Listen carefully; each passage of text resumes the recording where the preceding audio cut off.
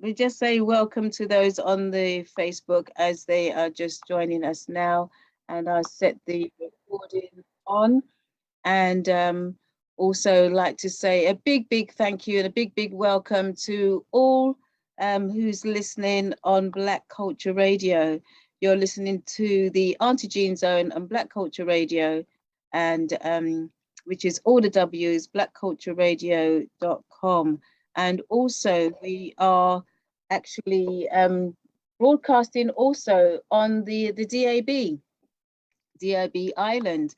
But don't let Island put you off, because actually if you go into your car, the DAB is everywhere. So you'll be able to go into your car, as long as you've got the DAB, then you can actually link in. I see that I'm just kind of multitasking at the moment. I was just looking for a name and it just disappeared. Okay, all right. Now, I was going to start how we usually start. We give thanks to the Ludamari, which is the Most High, the creator of all things, creatures great and small, creator of the earth that we stand upon, the air that we breathe, the sunshine that gives us life, and the water that gives us life. We also give thanks to our Ori, which is our head, which gives us the intuition to know which is right from wrong. And I like to call on our good ancestors from way back in the day that got taken away from the shores of our home and dotted all the way around the world.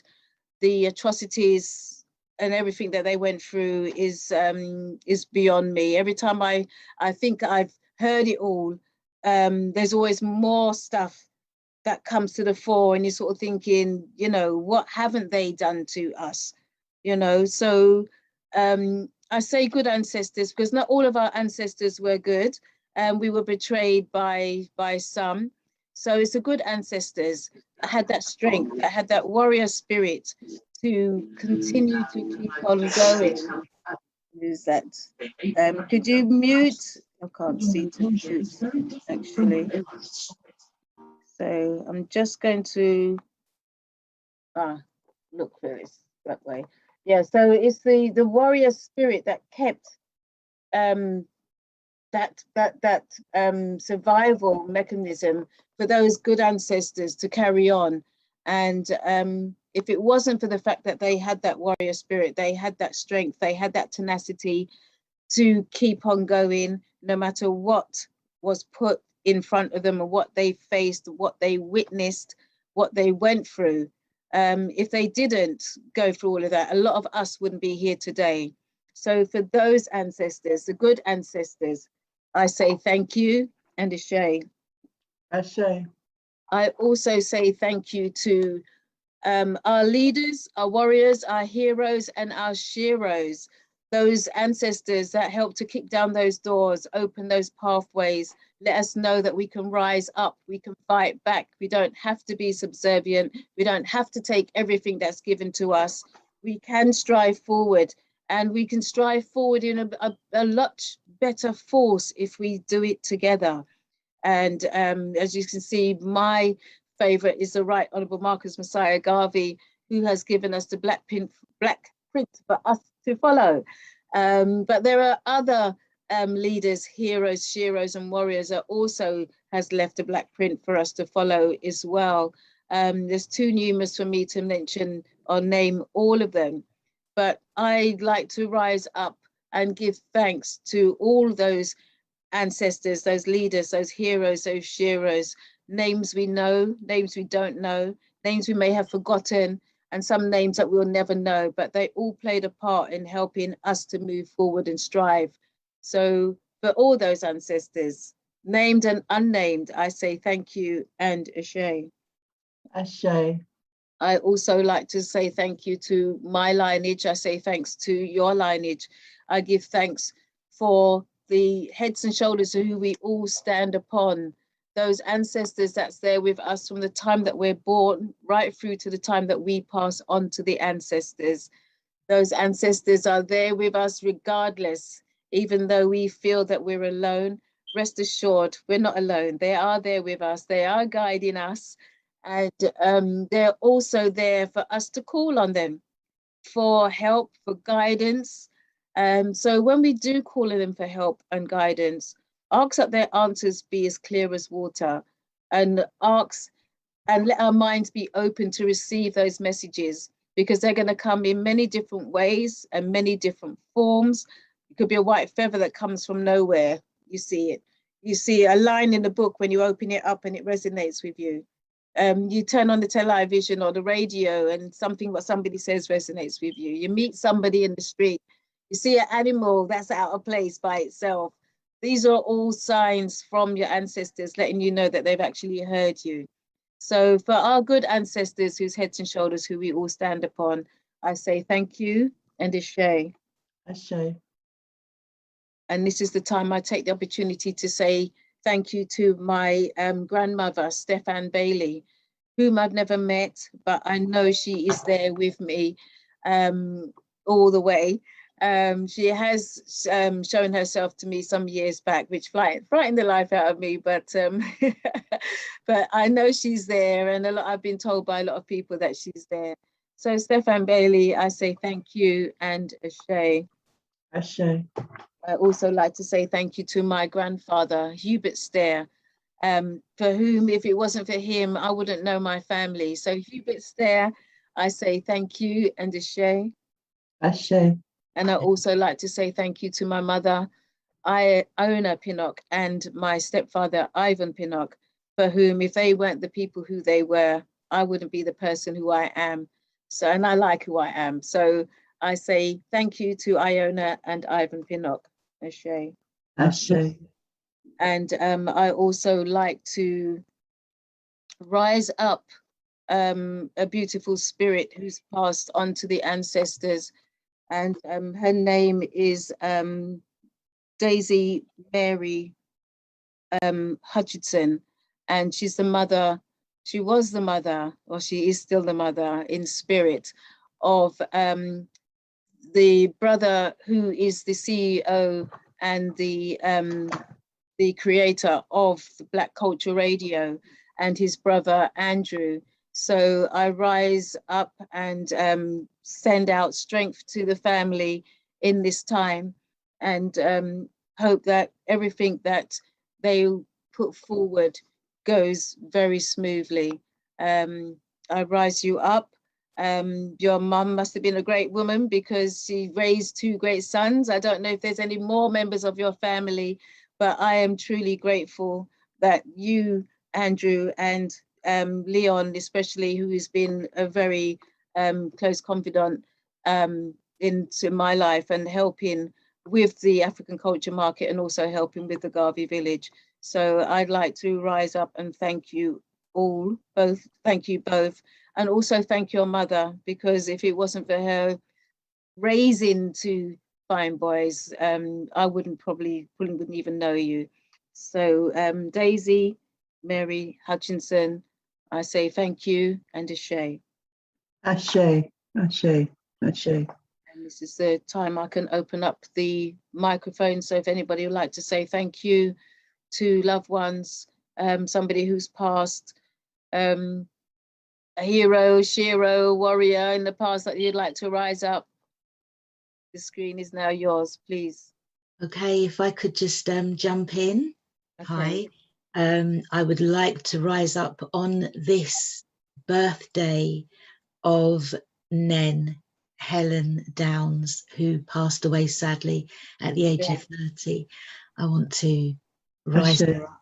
Ashe. I want to rise up my grandmother, Ivy Duncan. Ashe. Ashe. And all of my good ancestors, too many to mention. Ashe, Ashe, Ashe. Ashe. Thank you. You're welcome. Anybody else? Greetings, Auntie Jean. I'd like to rise up and thank my father and his parents, Luther Palmer, my father, his mother, Emity Pearl Palmer, and his father, James Palmer. Ashe. Ashe. Also want to rise up my mother's parents, Mary Brown and Thomas Brown. Ashe. And I'd like to extend that to Rise Up. 3 of my aunties, of the 11 children that my grandmother had, in terms of my father's sisters, Aunt Clarice, Ashe. Aunt Lynn, Ashe. and Aunt Kathleen. Ashe. Ashe. Greetings. I'd like to rise up some people. Sorry for my late attendance. There's no problem. We started late. Great stuff. Yeah, I'd like to rise up my dad, who passed away in 2008. Ashe. Mr. John Senpai. He was a mighty man. No. I want to also rise up my mum, who passed away last year. What's her name? Catherine Semper. Ashe. She was my queen. Ashe, ashe. Oh. I also want to rise up my son, who passed in January. Oh. Ashe. He was such a blessed young man. You know, me and him, we did so many things together. May he sleep well. And yeah, Ashe, he's always on my mind. Ashe. What's his name? Shane Semper. Shane Semper. Ashe. Yeah, Ashe. I also want to rise up my cousin who just passed, Rosetta Semper, Ashe, Ashe, and all others who have gone before us. I know that your spirit lives with me and you're walking with me everywhere I go. I want to give thanks for having the blessing of being a part of your journey to the end. So Ashe, Ashe, give thanks. Ashe. Ashe. Ashe.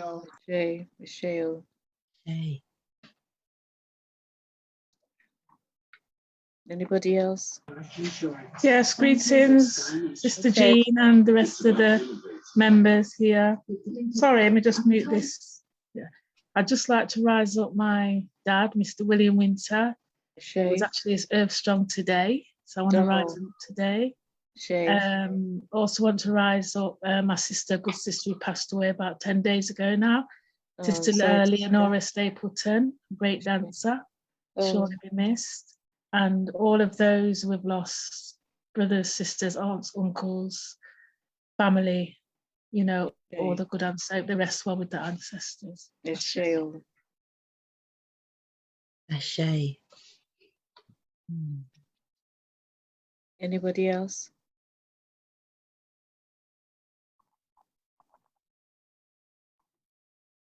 Okay. I'd like to say thank you to all.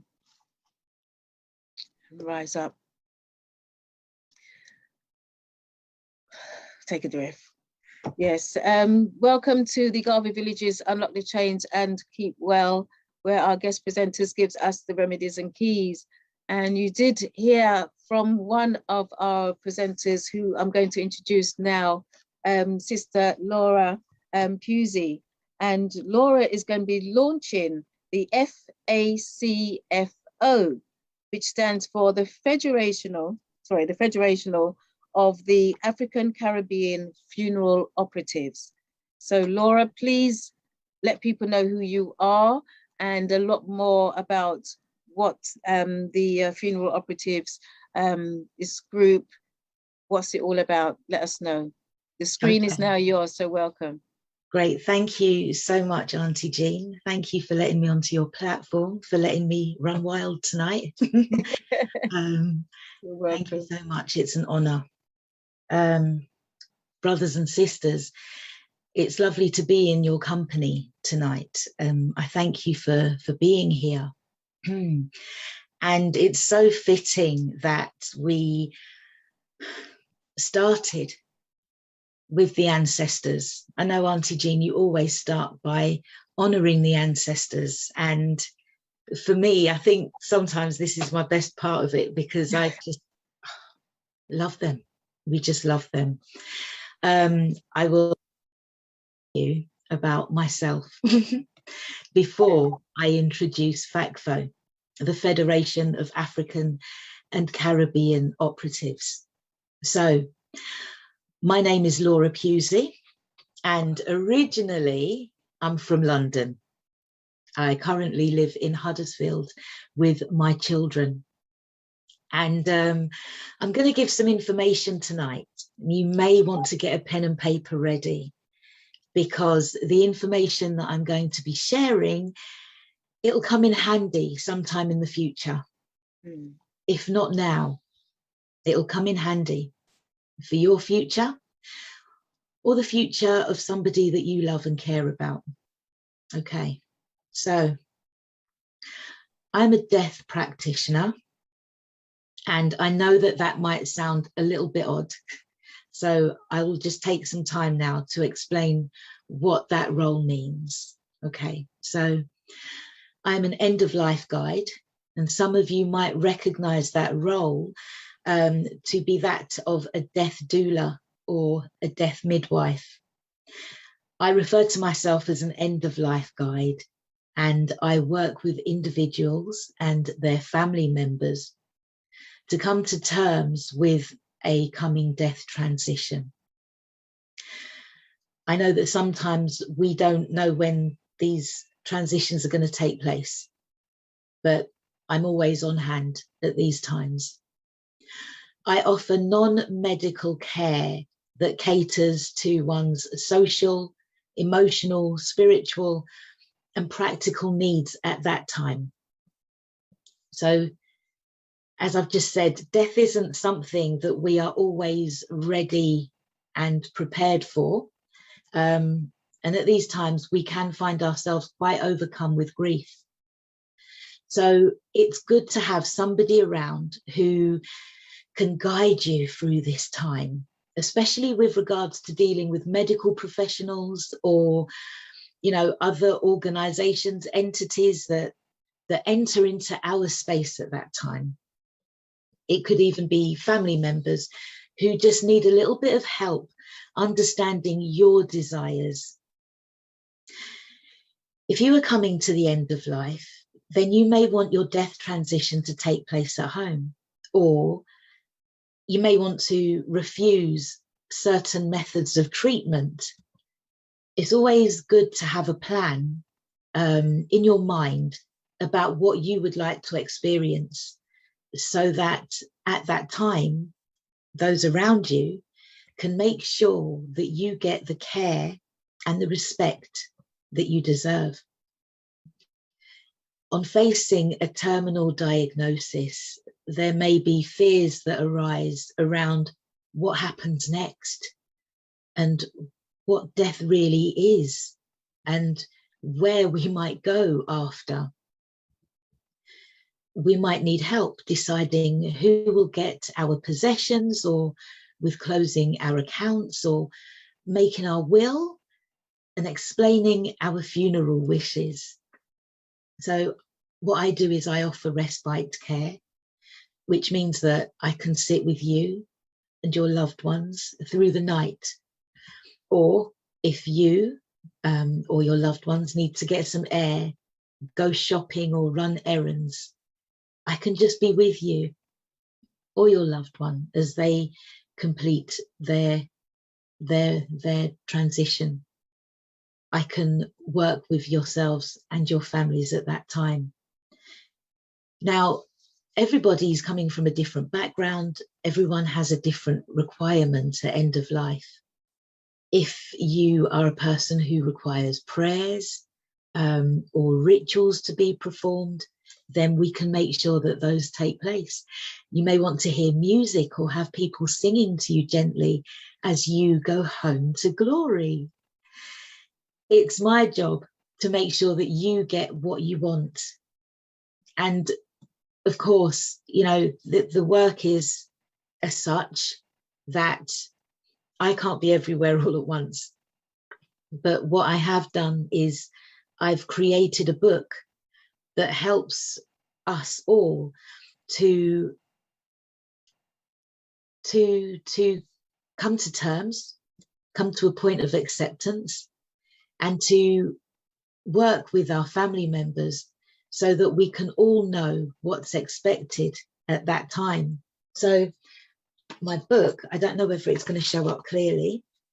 What I'll do is I'll take the blurry background off my screen so that you can see it. Okay. So my book is called My Life's Tapestry, and it's a workbook that... Could you hold it up a little bit longer for us? Certainly. Yep. Okay. And twist it a little. Twist it. Because it's got this shine. Right, let's see. Okay, yeah. There you go. Yes. Is that better? So it's called My Life's Tapestry. And I will give you all the details about it. It's a workbook to be worked through by an individual or a family together. And it takes a family down memory lane before discussing end-of-life wishes. The book covers everything that you would have to consider at the end of life. And, you know, it doesn't exist anywhere else in this format. So this is like something that I think everybody should have it. Every household should have a copy of this book. Nowhere does it exist. Certainly not in this format. It's generic, so it doesn't matter who you are or where you're from, because we're all going to pass away one day. And so it's a book that can be held by our family members so that our wishes can be made known. When we are not able to speak anymore, we can approach medical professionals and say, well, you know, Mum wanted this. It says here, Dad would have wanted this. This is the kind of care, treatment, you know.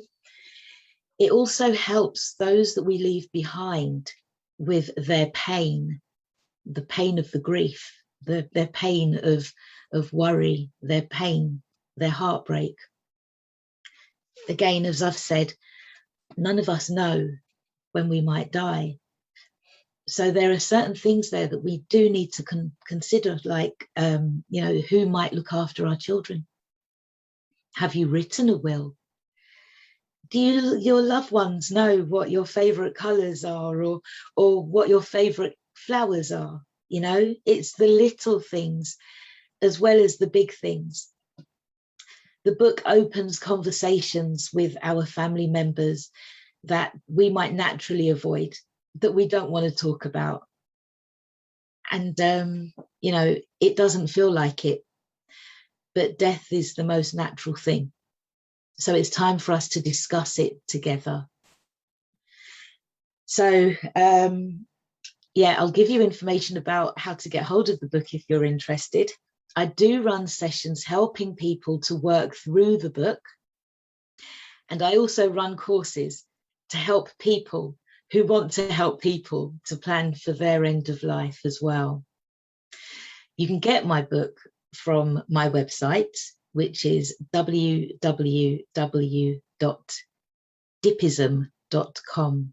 And Dipism is spelt DIPISM.com. DIP stands for Death in Practice, and ism is a way of life.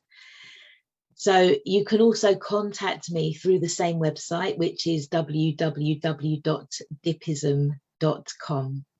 If you'd like to know more information about what I do, you can also leave a message on 0208 895 6485 and I will call you back.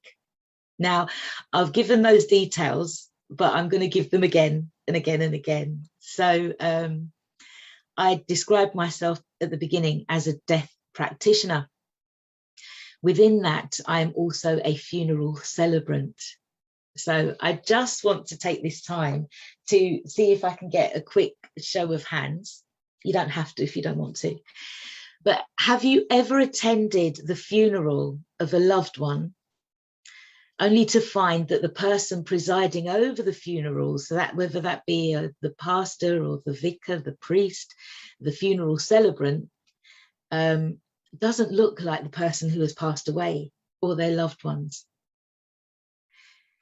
It's often the case that we have attended funeral services that are not conducted by us. And so, yeah, okay, Nafi, Sister Nafi, my love to you. I'm sending my love to you. Sister Shazzy, yes. Dr. Liz, yes, you know. And this, to be honest, is the reason why I had to become a funeral celebrant. I got fed up of attending services that were not conducted by people who look like me or understand my culture. So I trained to do this work. If your loved one has passed away, I see you, Galaxy Tab, I see you. If your loved one has passed away, then I will work with you to make sure that they get the homegoing ceremony that they deserve. Okay, there was a time when we celebrated life, and the only way that this can be done in its entirety is at the end of life. That's when we look back and we say, wow, you know, look at what they did, look how much they accomplished, and look at the generations that follow through them. It's a special time, and it's a very spiritual time. Now, I was raised as a Christian, or rather I was raised in a Christian religion, and I am familiar with the Bible, but I'm a spiritual person. And so, yes, I can perform traditional and spiritual or custom-made ceremonies that honor us at the end of our lives. And again, as well, you know, if you want drummers or musicians, stick around and I'll be giving you a bit more information. But more and more of us are turning back to wanting our African ceremonies at this time, wanting services that are created for us and by us, and that time has come. So on from that, this is a very long introduction. I'm also a bereavement coach, stroke mentor. And this means that if you are approaching your own death or that of a loved one, then I can help you with your grief. Likewise, following the passing of your loved one, I can help to guide and support you through this process. There's no way of explaining how painful it is to lose a loved one to death. No one on earth can prepare you for the emotions that you will experience at that time. And it's something that so many of us, even in this room, have already experienced. And yet, it's something that we don't want to have to address. But as we will all pass away one day, we will all experience grief that is an emotion that threatens to swallow us all at some point in our lives. So I just want to say that there's nothing wrong with expressing our emotions. And at times in our past, there may be times when we've told that we have to be strong and, you know, we have to put on this performance and make it look as if everything's fine and we're holding it together. When we hold our grief within ourselves, it creates more pain. It creates disease. So expressing our emotions is necessary for our healing. It's vital that we cry or enter into silence, or that we grieve from within, because it's natural. Our bodies, you know, they carry our love.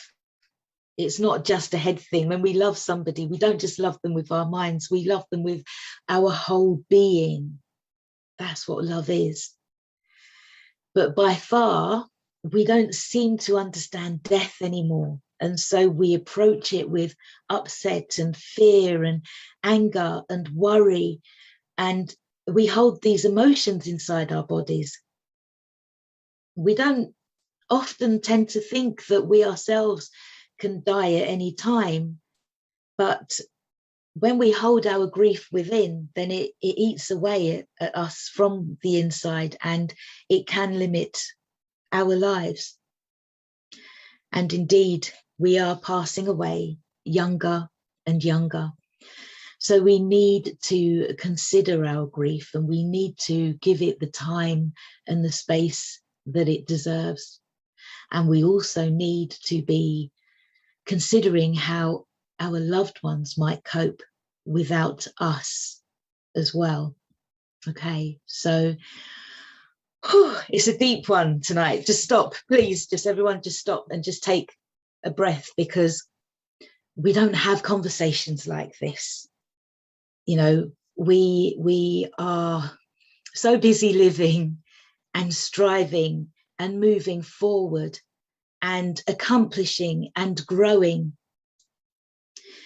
When we plan for our end of life, when we take that time to prepare for it, it means that we can live, we can love that little bit more, because the fear of death is taken off our shoulders. You know, we don't have to worry about what the end of life will look like, because we've sat down and we've, in a way, seen it, visualized it, and put out there what it is that we expect to experience at that time. Without planning, without thinking, without conversations like this, we can find ourselves in such a predicament when somebody that we love passes away. We can find ourselves experiencing secondary loss. Okay, and so we may find that we have a new set of bills or responsibilities that were not expected.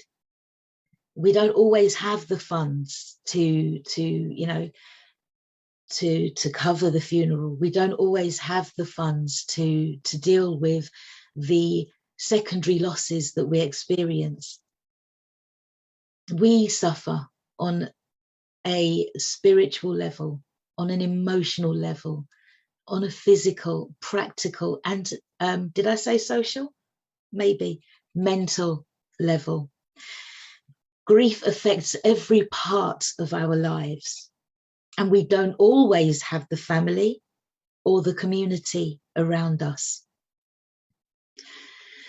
So I work with small groups and individuals to navigate this time in their lives, to help people who are coming to terms with their loss and getting back on their feet and coming to a new overstanding of what death is and what grief is, so that they can continue their lives. Often or not, it's in a different direction. It's in a different way, because life is never the same. But I also empower those who have lost loved ones to be able to work with those who have lost or are losing loved ones. Because it's only when you've been through grief that you understand what another is going through. So I run a session called Solace Share via Zoom on a Tuesday evening, 7 till 9, and on a Sunday morning, 10 till 12, where small groups of us, very small groups, like 4, no more than 4 in a group, discuss our grief and ways in which we can recover from it and gain a new awareness of it, and indeed learn again to enjoy the beauty of life. Okay, I'm also a hypnotherapist as well. I've just thrown that in. Maybe it can wait till later, but it's not too late to join the October groups. So, sorry, it's too late now, sorry, to join the October group. So I'm taking bookings for November. If you want to book in advance or at all, each session is £33 and it's 2 hours, and they run for the duration of the month. So again, you can contact me through dipism.com. That's www.dipism.com. dipism.com, DIPISM, for more information. And you can read more. If you go into the shop, then you can see that I've got all of my services laid out quite clearly. You can also leave me a message on 0208 895 6485. And again, I will contact you. It's like an answer phone service. So somebody will answer the phone. They may not be, you know, a brother or sister, but they'll answer the phone. They just take the message, and then I get sent the message, and then I'll call you back. Okay, so I've told you all of that basically to introduce myself and tell you who I am and what I do, so that I can tell you this. Through my work as a death practitioner, I have seen that there are so many areas in our life that we are missing, especially when it comes to our end of life experience. We are missing. So I am launching an organization called FACFO, the Federation of African and Caribbean Funeral Operatives. I'm working with a team of people who do the work that I do. And we are working to create a network of brothers and sisters up and down the country who also do the work that we do. So we are each experts in our field, and we are looking to train our brothers and sisters who wish to join with us in supporting the members of our community who find themselves dealing with matters of dying and death and grief. We've created a directory so that the members of our communities who are doing the work of caring for our loved ones through that process of death, through the home-going ceremony, the wake, grief and bereavement, can be easier located for a better quality service. So our desire is to work alongside our funeral directors, our funeral celebrants, our religious leaders, and our community organizations to reinstate our authentic culture and traditions. It's time. Regardless of where you are in the country, if in any way you are involved in the industry or you wish to be involved in FACFO, we'd love to hear from you. Okay, now it's not just those who are automatically, you know, funeral celebrants, directors, bereavement counsellors and everything. Yes, we want you. But we also want the caterers and the florists and the DJs and the lawyers and the carers, the musicians, those who make candles, those who make programs, you know, for the funerals. We want those of you who have been a pallbearer before. We want our drivers. We want our doctors and our nurses. You know, if you've ever been involved in a funeral in any way, and I'm sure that if I was to ask for a show of hands now to say, have you ever been involved in a funeral, then yeah, the chances are that every hand would go up. And if you haven't been, then I'm sure that you've been affected by one or you've been to one. If there's one thing that we do well, it's funerals. And we are looked upon by outsiders for the funerals that we have, for the way that we conduct ourselves. You know, we are, if there is one thing that I can say, one thing that I noticed, it was that when it comes to funerals, that's when we are united. That's when we are one. That's when we stand up to honour our lost loved ones. So yes, if you are a retired driver, nurse, medical practitioner, the list is endless. It doesn't matter who you are or where you are. We want to hear from you. when somebody that we love dies, we need to know where you are so that we can keep our pounds black and so that we can reinstate the care and the level of respect that is lacking from our end of life experiences. So we are a growing band of practitioners, and we are coming together to control our own death and bereavement services from start to finish in its entirety.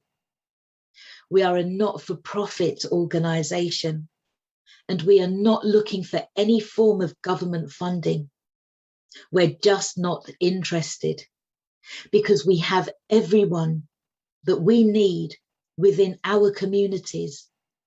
And whilst we serve anyone who is seeking our help, regardless of their background or origin, we are only including people from our communities within our directory. So through the directory, we'll be able to see where there is a lack of African and Caribbean suppliers of our services. We can find out who is close by if needed, and in some cases we'll be able to send somebody maybe from further afield. But as I've said before, where there is a lack, we will be training our brothers and sisters in the industry so that we can all offer strength and support to those who find themselves in need. We are so underrepresented in this area. So if you're looking for a change of career, join us, okay? Such is the business that it's not just here for today. We're talking about tomorrow. We're talking about our future generations. We're talking about passing on the legacy so that the work continues. Death is a very sacred transition. It's a very spiritual affair, and it needs to be handled properly, with love, with respect, with power, because we're going home to glory. We need to know beforehand that we're going to be fine after the fact. So we are launching FACFO, the Federation of African and Caribbean Funeral Operatives, via Zoom on Saturday, November the 6th, and we'd love to see you there. Now, at present, our website is undergoing some final touches, so I won't mention it now, but we would love for you to register your attendance or your intention of attendance via Eventbrite so that we can send you more information. Just look for the event under the Federation of African and Caribbean Funeral Operatives. Okay, I did just see a comment. I will come back to it. Okay. And if you'd like any more information about FACFO or even Dippism, which are my personal services, then you can feel free to leave a message on the same telephone number, 0208 895 6485, and we'll get back to you, definitely. I didn't get to see the question that came up before, but I'm going to take this opportunity as well to say that we will be creating a burial society. So everything takes time. Our first stage is to create the directory. We are already creating the courses. We will be self-certifying. We will be our own governing body. We are not going outside for approval, for recognition, or for permission to do this work. We don't have to. So yes, we will be having a burial society coming up soon, the directory, the training.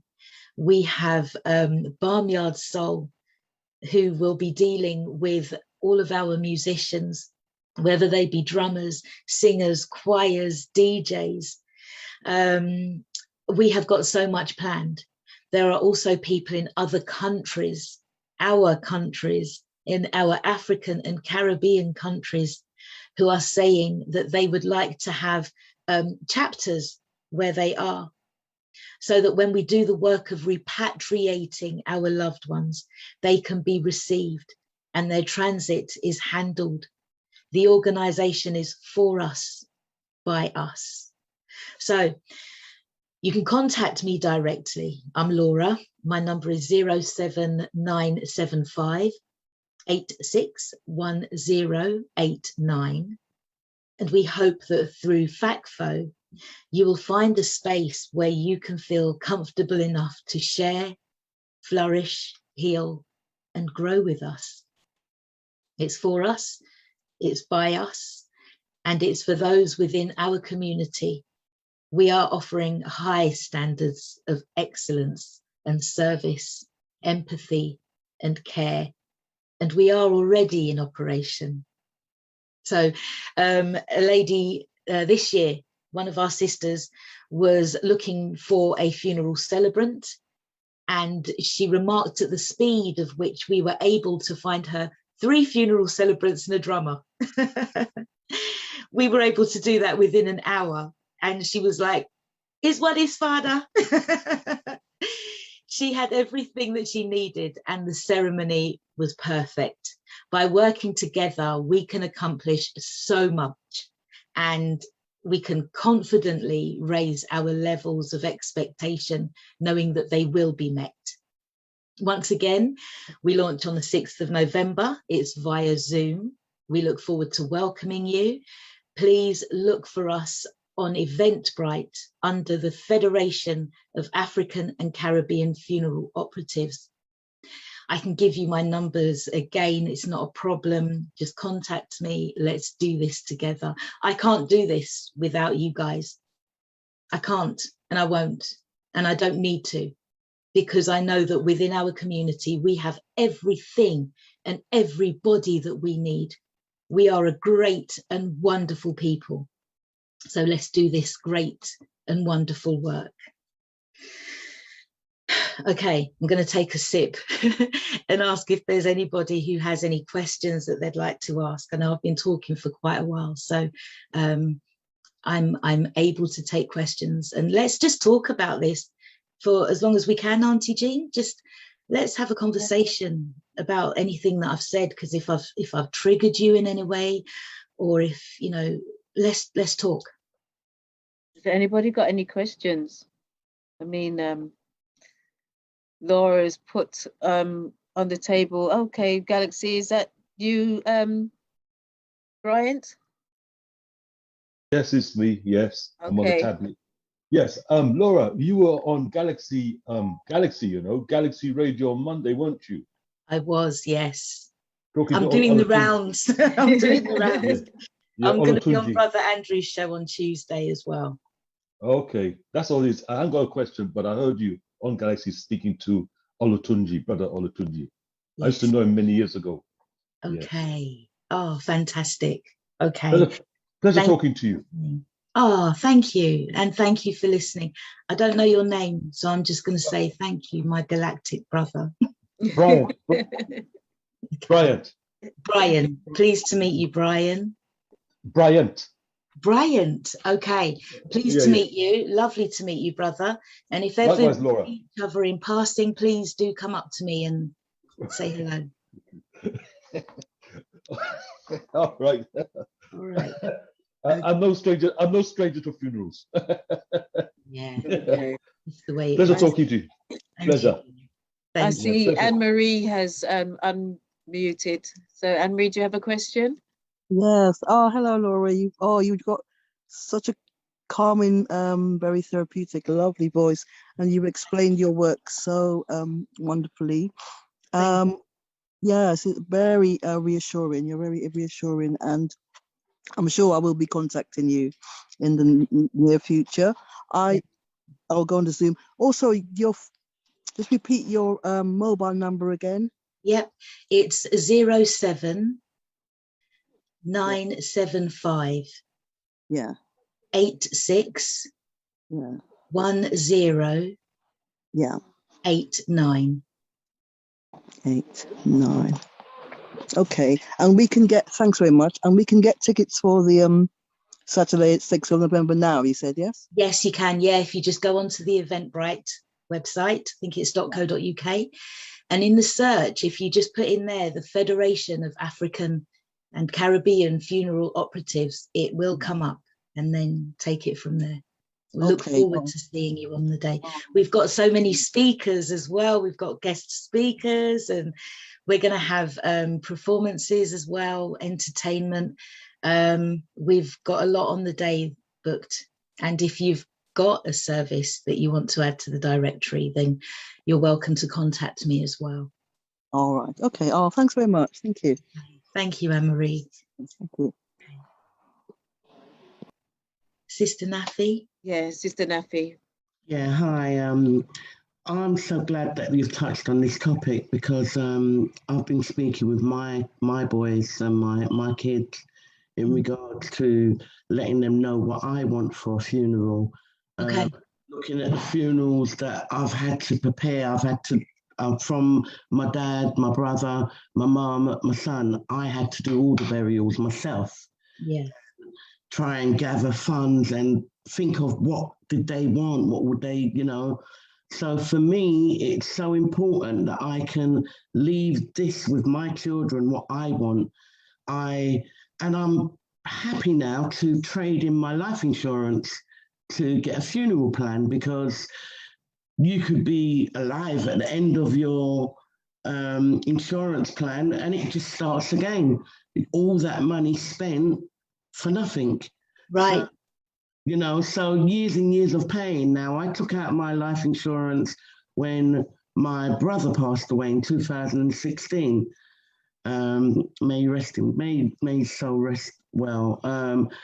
And for me, it was a big eye opener when he passed away, because there was no one else in the family that could, well, obviously they could have done it, but they said, I'm the strongest, so go through. But you're never strongest. You have to be strong for the moment.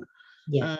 So I done that, and then straight away I said, I need to get my life insurance intact. Yeah. But I noticed that every year they call you to upgrade it.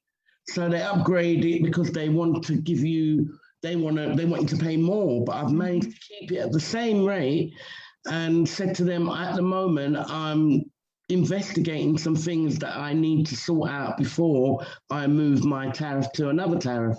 Yes. You know?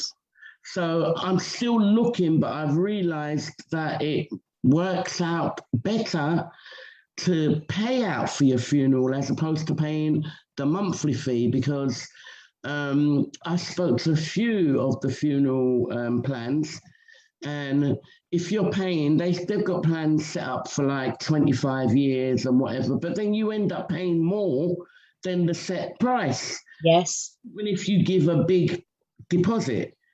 So for me right now, it's important for me to, I'm just waiting for things to happen, and then I'm going to buy my plan. I'm going to line out all what I want, life spare, and make sure I've got everything put down right to the last detail, so that my children are not left in, you know, panic, and how it's been with me trying to, I mean, funerals are really hard to get over and to put together. It's so stressful. Yes. So I'm just so glad that you opened this topic up. But the way forward for me is a funeral plan. Yes. Yeah. Yeah.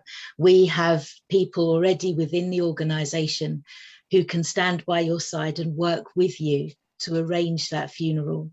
And then afterwards, you know, you must have noticed that after the funeral, it's like you're flat. Yeah, you're left alone. It's just, everything's just gone quiet, and all who was around you at the time is no longer there. So it could be so emotional. Yes. Because it's from everybody to nobody. Yes, that's it. It's really, really, you know, even like this week's been a really difficult week for me and my son. You know, everything and all day, my mind is just on him, you know, and it's been to the extent where I've cried for 2 days, and it's everything I do, I walk and I cry, you know, but I have to do that. And I accept that I have to get through this. Yeah. Nothing could stop me from shedding them tears. It's still quite fresh. It's only January past. He was a single dad. He was such a loving son, you know, and it's so hard to even accept that he's we're never going to have a conversation again. You know, it's hard, but it's something I have to live with, you know? Yeah, so I'm really glad that you touched this topic.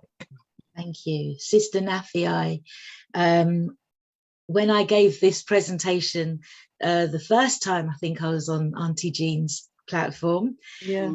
And one of the sisters who is also now involved, one of my founder members, there's 6 of us. Okay. He said, tears are the strongest form of libation. Yeah. The strongest form of libation. So let them flow.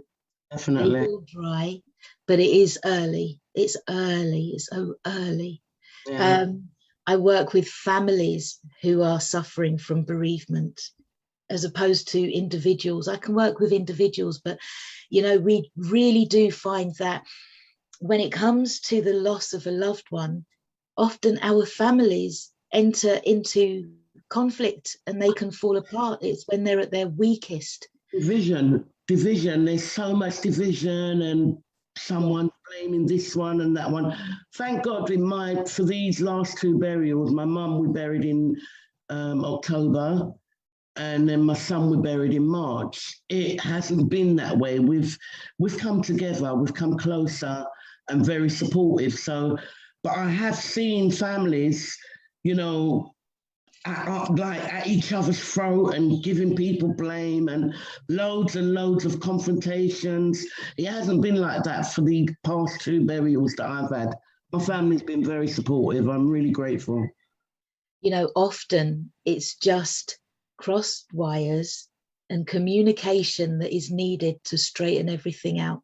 Yeah. Often there are conflicts and turmoils that have occurred years past that come to the surface when a loved one passes away.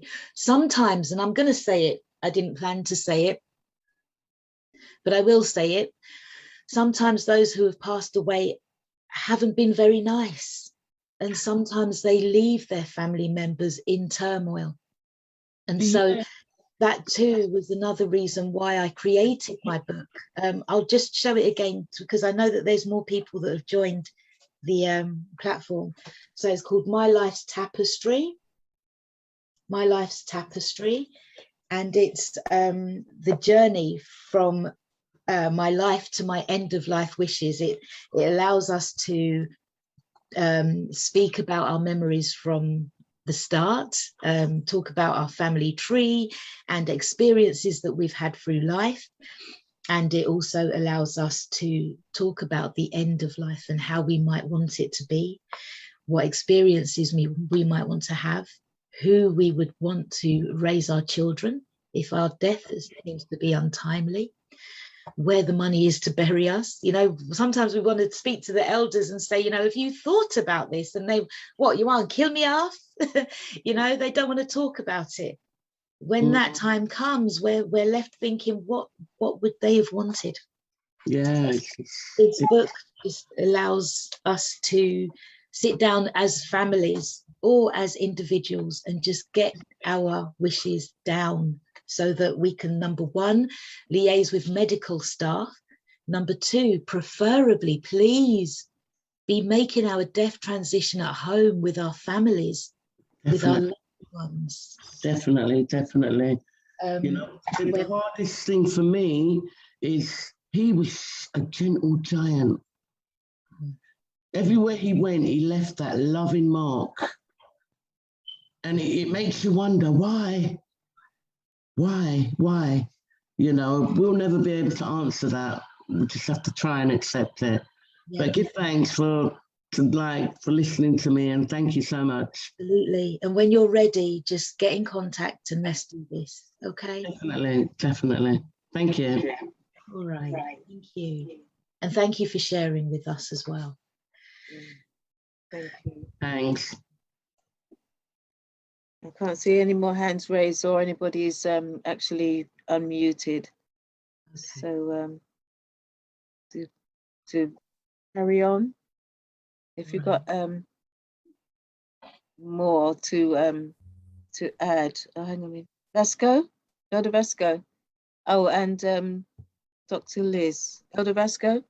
Good evening, Laura. Good evening, Brother Vasco. I've been trying to get hold of you. No, I've listened very attentively to everything you've said, and I've made some copious notes. Okay. But I'm just calling to ask one question, because you said you ran these classes on Sundays from 10 to 12, yes? Yes. Yes. I was just wondering what you were doing on the 24th of this month at 10 o'clock. On the 20th of this month? On the 24th of this month. 24th at 10 o'clock? Yes. I don't know. I know that on the 23rd, I'm in Sister Shanice's platform talking about the same thing. That's right. And my diary tells me that you have a date with me on the 24th. Oh, I do. I did get hold of you. Okay. Okay. I don't have my diary in front of me. I'm thinking, I'm sure I've got something planned. Yes. Yes. Right. So I just wanted to clear that up. Yes. Yes. No, it's lovely to see you in the flesh. You're not seeing me in the flesh. You're just seeing an image of me on the screen. I'm seeing a fabulous image. And you do body scans, don't you, brother? Yes. I had the pleasure of doing 2 today, which and I got a message back from the second person. And the person who introduced him to me said, he said that he loves you. Loves me? No, me. Oh, he loves you. Okay. Well, that's understandable.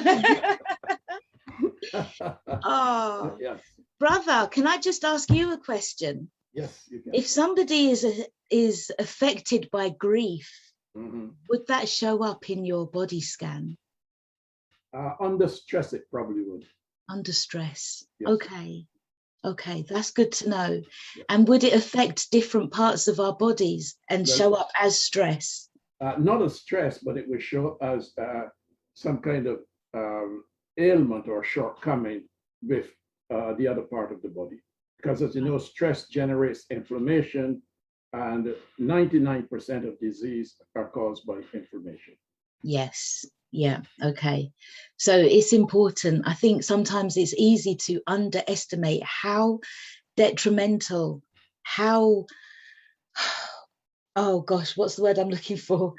How intrusive grief is, how strong grief is, you know, the emotion. And when we bottle it up, when we don't face it, it can take its toll on our bodies. Yes, but I think in Western society, I think we've got it the wrong way around, because if you go to certain tribes in the Amazon and other indigenous peoples, you'll find that when a child is born, that's when the grieving is done. That's when it stops. That's when it's done. That's when it's done. Okay. Yes. When a child is born, that's when the grieving is done. Right. When the person passes, it's a time of happiness, enjoyment, and all of that. Okay. Because they see it from a completely different perspective, okay? Yeah. The spirit is coming into this human society to have a very human experience, which can be very trying. It can. And that's why the grief is there. Yeah. And when that spirit has had this experience and it goes back to another realm, yes, a realm of happiness, that's when the joy takes place. So perhaps we have it the wrong way around. I believe so. I think that death is very misunderstood. And I think that if we can only see it from a different perspective, then we can overstand it with cheer to some extent. And that's why some ancient book says we shouldn't be fearful of death, because it's simply a rebirth into a different dimension. That's it. That's it. That's all it is. Yes, it's another portal, just as birth is. Yeah. Absolutely. Lovely. I look forward to speaking to you on the 23rd of October. Well, high around tonight, yes? Okay, yes, absolutely, yes, because you're following me, aren't you? So I'm going to wrap up soon. I'll just take the question from Dr. Liz, if you'd like to unmute. Thank you, Brother Vasco. You're welcome. Okay, Sister Liz. Hi, Sister Laura. Like Sister Nafia said, your voice is very relaxing, and thank you so much. And especially as these 2 years have passed, two things that we've shared, all of us really, is that we as Africans have been more vulnerable than we even knew. And as Brother Vasco just said, it's that cortisol, that stress, that distress, that trauma, and it's multi-generational. It comes to us through everything we do, whatever our background, whatever we've gone through. Yeah. And but there's also that fear of dying.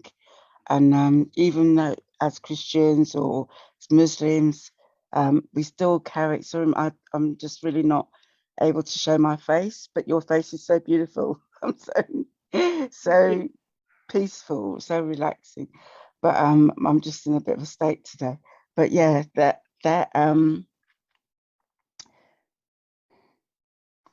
because I had Take your time. Take your time. Sorry, only because it's what you're saying is so important. So 2010 was one of the worst years. I said it last week, and I ended up at the end of that year having meningitis, and I got through it, and lots of different people were with me, carried me through it. All my loved ones, or my family, my friends, one of my workmates walked out of work, walked all the way across London to come to be at my side in the hospital because she couldn't believe that I was that ill. Yeah. And she wanted to be with me. And I came round from being unconscious at the time when she actually came into the building. But my point is that I survived it, and I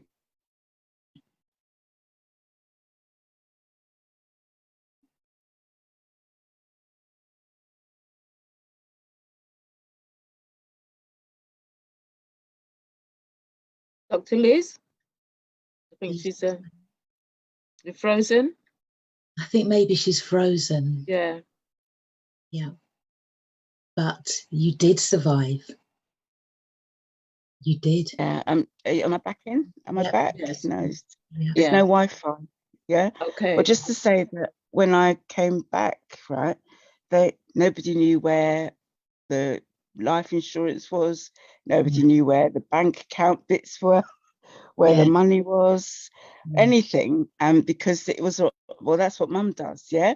So then they all ended up going through, all of them, my two children and went through massive stresses that really and truly they're still going through, because now that I'm really ill again, it's like, well, who's going to sort these things out? And I'm not. I'm not, okay? I've got other things I'm trying to do, is like live my life now, managed to get away from the NHS. I'm living my life. But one thing I did was put all my hymns and songs that I like into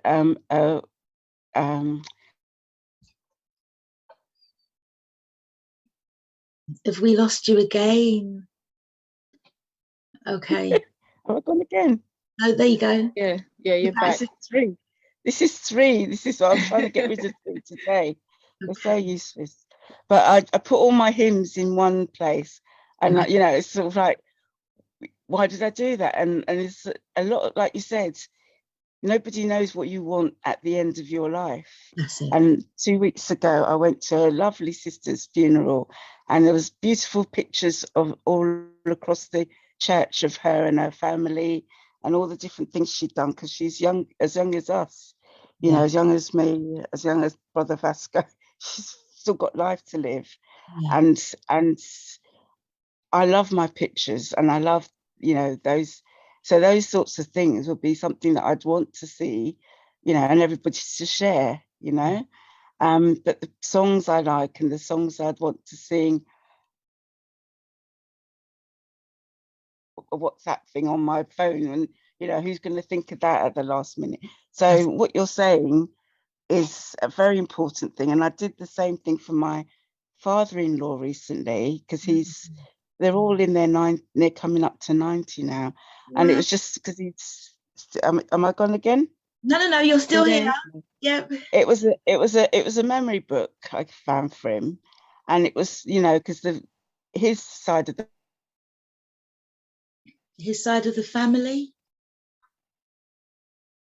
family, we haven't done any research. We don't know where his family comes from or anything, but we know where everybody else in genes and everything. And I thought, well, the children will want to leave it on to their children, and let him put down what he remembers from his childhood. Yes. And there's specific questions in this particular memory thing that I found that that he could go through. It was a lockdown, but what you're saying is so important, and it's so important to think about these things and not to put them off, and not to fear it as well, because that fear of it is stopping us from just getting on with life. And I can imagine how relieving it must be to have it already and put away, and to put it down and just say, right, now let me get on with life. That sounds fabulous. That is so true. That is so true. Thank you, sister. And I'll try and think about what I can do to help you. But thank you, sister. Thank you. Thank you, Dr. Liz. Thank you for sharing. And that's another thing. To you. Sorry? Sister Liz to you. Okay. Thank you. Okay. But yeah, I was just saying that's another thing, this book that I've created, I'll just put it up again. This book is so great. It would be so great to just hand it down to the future generations. We need for our elders to be talking about their life experiences. We need to know, who their parents, their grandparents and great-grandparents, as far back as they can remember. We need to know who's who. What schools did you go to? What experiences do you remember? What was your favorite food? What was the best thing that happened to you? So these are the things that are recorded at the start of the book. And then we go into speaking about traditions and rituals that we might follow. And then from there, we talk about our mortality and what we've learned about life and what we've learned about death. And, just so many different things that we don't often think about. It's easy for us to go through life living, but sometimes we forget that we're alive. We get up, we go to work, we do our thing, we come home, we're tired. On the weekend, we're weakened, but we get up, we go shopping, preparing again. We work so that we can pay bills, and we just keep going. But do we remember that we are alive?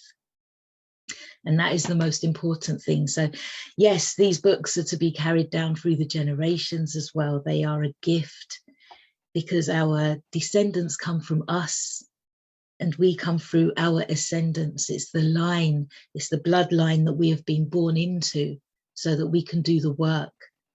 But I won't go too deeply into that, but I'm very passionate about dying, death and grief. And there's so much of value. There is so much beauty. But before that, we need to heal our hearts and come to an understanding of what this is. So, yeah. Thank you. Sorry, you can see me. I was going to say, any words before you wrap up? Yep, just to remind everybody, the FACFO launch, that's the Federation of African and Caribbean Funeral Operatives, takes place on the 6th of November 2021. It's Saturday the 6th, the first Saturday in November. We would love to see you there. Can you please go onto the website Eventbrite and find the event on there?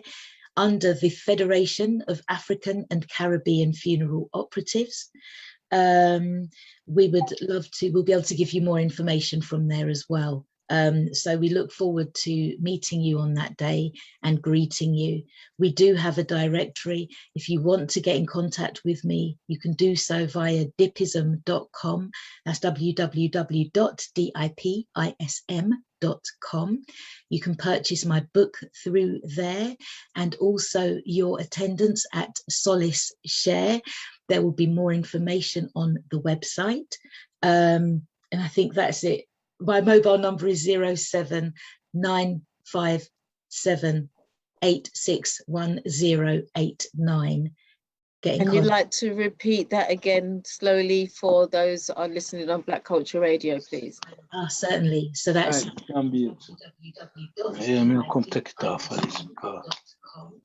okay, carry on.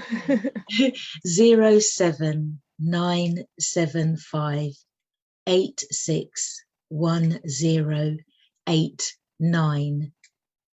Okay, and also, yes, I'm a hypnotherapist as well, and I work with the ancestors and I work with generational trauma. Just thought I'd let you know that as well before I go. So if you want at any time, just contact me and pass my details on to anybody. If my phone rings, I will answer it.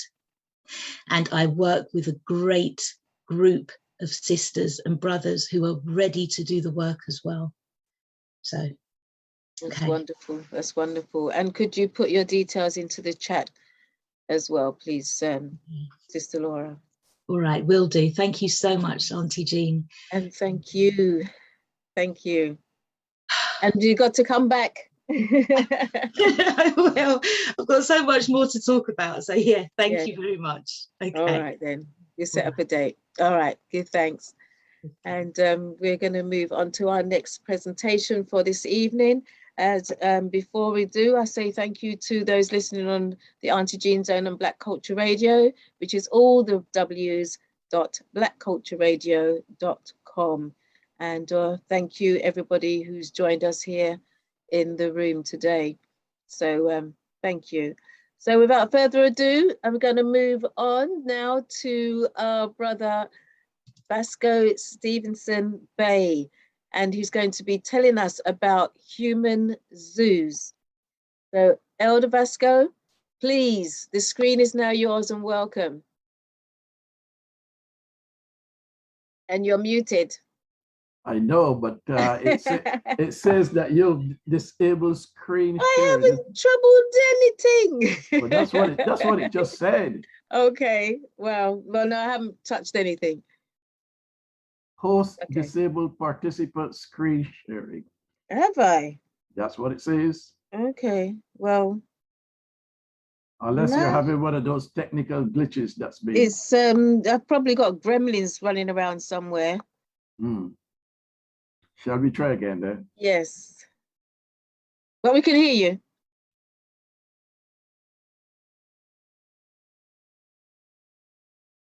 Here we are. Okay.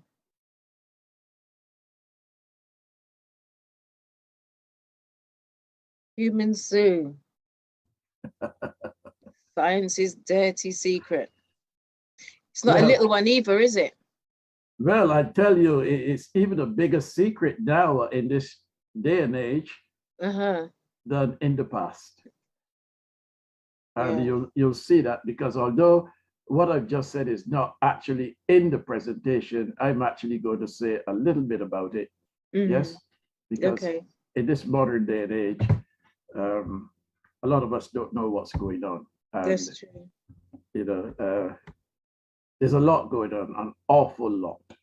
Okay, right. So we are going to talk about human zoos, and I've been promising to make this presentation now for the last is it 30 years? 30 years ago? A little while now. Yes. We're getting all grey and everything. Yeah. And every time I said, look, we're going to talk about human zoos, something more topical would come up, and we would say, let's deal with the topical bit and leave the human zoos until later.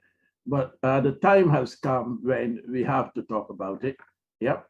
Because a lot of people don't know this these bits of hidden history that I've been bringing out. As you know, I talk about the Herero genocide in Namibia. I talk about King Leopold and the Belgian Congo, the number of West Indians who died when the Panama Canal was being constructed. And if you were to take up a history book, it would be a very romanticized book with all the warts taken out, all the, the realistic bits taken out. Oh, the Americans did a fantastic job. It's the greatest feat of engineering in the world and that kind of stuff. But when it comes to telling you about people who've died and how they've died, and what happened to them after they died, you wouldn't see it in there, right? So that's what it's like. It has been like for our ancestors who have experienced, should I say, contact with Europeans. It hasn't been a pleasant experience at all. So Human Zoos is one such experience, right? So let's get into it in a way. Get the slides proper in their proper place, right? The invention of the savage. Now here are people living across the world, happily, most of them, enjoying life, enjoying each other's companies, and then along comes some people, and everything is disrupted and destroyed. And this is similar. Now, I've got this drop-down screen in front of me. If someone could tell me how to get rid of it, I'd be delighted. If I can't get rid of it, I'm going to call on you, Auntie Jean, to read the first line or two so we can move on. We've done this before, haven't we? Yeah. Did you hear me? I can't hear Sorry, you. I'm muted. I'm muted. Sorry, I was muted. I don't know, because before it used to disappear. It used to go back up, but yes, it's just you can put down it. these days. You can put it down if you want to. Lower it. Well, it's down at the moment. Okay, it's down at the bottom. Oh, at the bottom? No, I can't. Yeah. It's not at the bottom. You can reverse it to go down. Right. How do I do that then? If you move your cursor along there, you can see sort of like a little arrow, like it flips it down. It's like it's going down. If you click on that, then it will drop to the bottom. Then it move away from the top. A little arrow. Yeah, along your screen. I can't see it because you're doing the screen sharing, so all the little bits will be on your side. And what would the arrow say? Can anybody help? It's just an arrow that's like a bent arrow. So it's like a curved arrow. Nope, I don't have a curved arrow. Can't see a curved arrow. My arrows are usually straight because I'm a Sagittarian man, right? So okay. we shoot straight arrows, not bent arrows. Okay? No, anyhow, let's go. You read the first line as we've done before, and I've done it with other people before.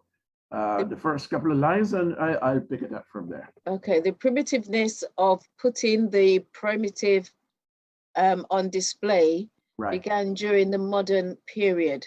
Right, when explorers like Columbus, and that's what history teaches us, but we're going to hear a lot more about Columbus in the coming months and years, and Vespucci lured natives back to Europe from their homelands. To prove the discovery of their exotic lands, the natives were flaunted and paraded like trophies. But what began as curious awe deteriorated into an era of racial superiority and the invention of the savage. Until then, we were not savages until we were brought to Europe and they came into contact with Europeans. It is general historical knowledge that African civilization came before the rise of the Caucasian race. However, the Eurocentric historians have always tried to make Africa and other human races to seem inferior to the Caucasian race. Would I be right in saying that? Okay. Now, can you read the first line for me, please? Oh God, hang on a minute. The historical achievement of civilizations, like both the Egyptian and the Nubian civilization, were hidden until recently. Historians like, was that Cheka? How do you say it? Sheikh Anta Diop. Oh, yes. I should know that, shouldn't I? Yes, Sheikh Anta Diop and Ivan Sertima, Amiri Baraka, Molefi Kete, Asante, Rashidi Renoko, who passed recently, and others came in to reveal it to the world.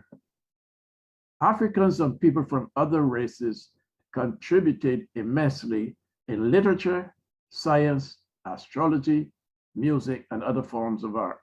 Despite all of this, with the rise of the Caucasian race and human race recently in history, they rather saw, I don't know, that's a little bit haywire, but what is said there is that the Caucasian race decided that they were the superior race of all, and all other races were inferior to them.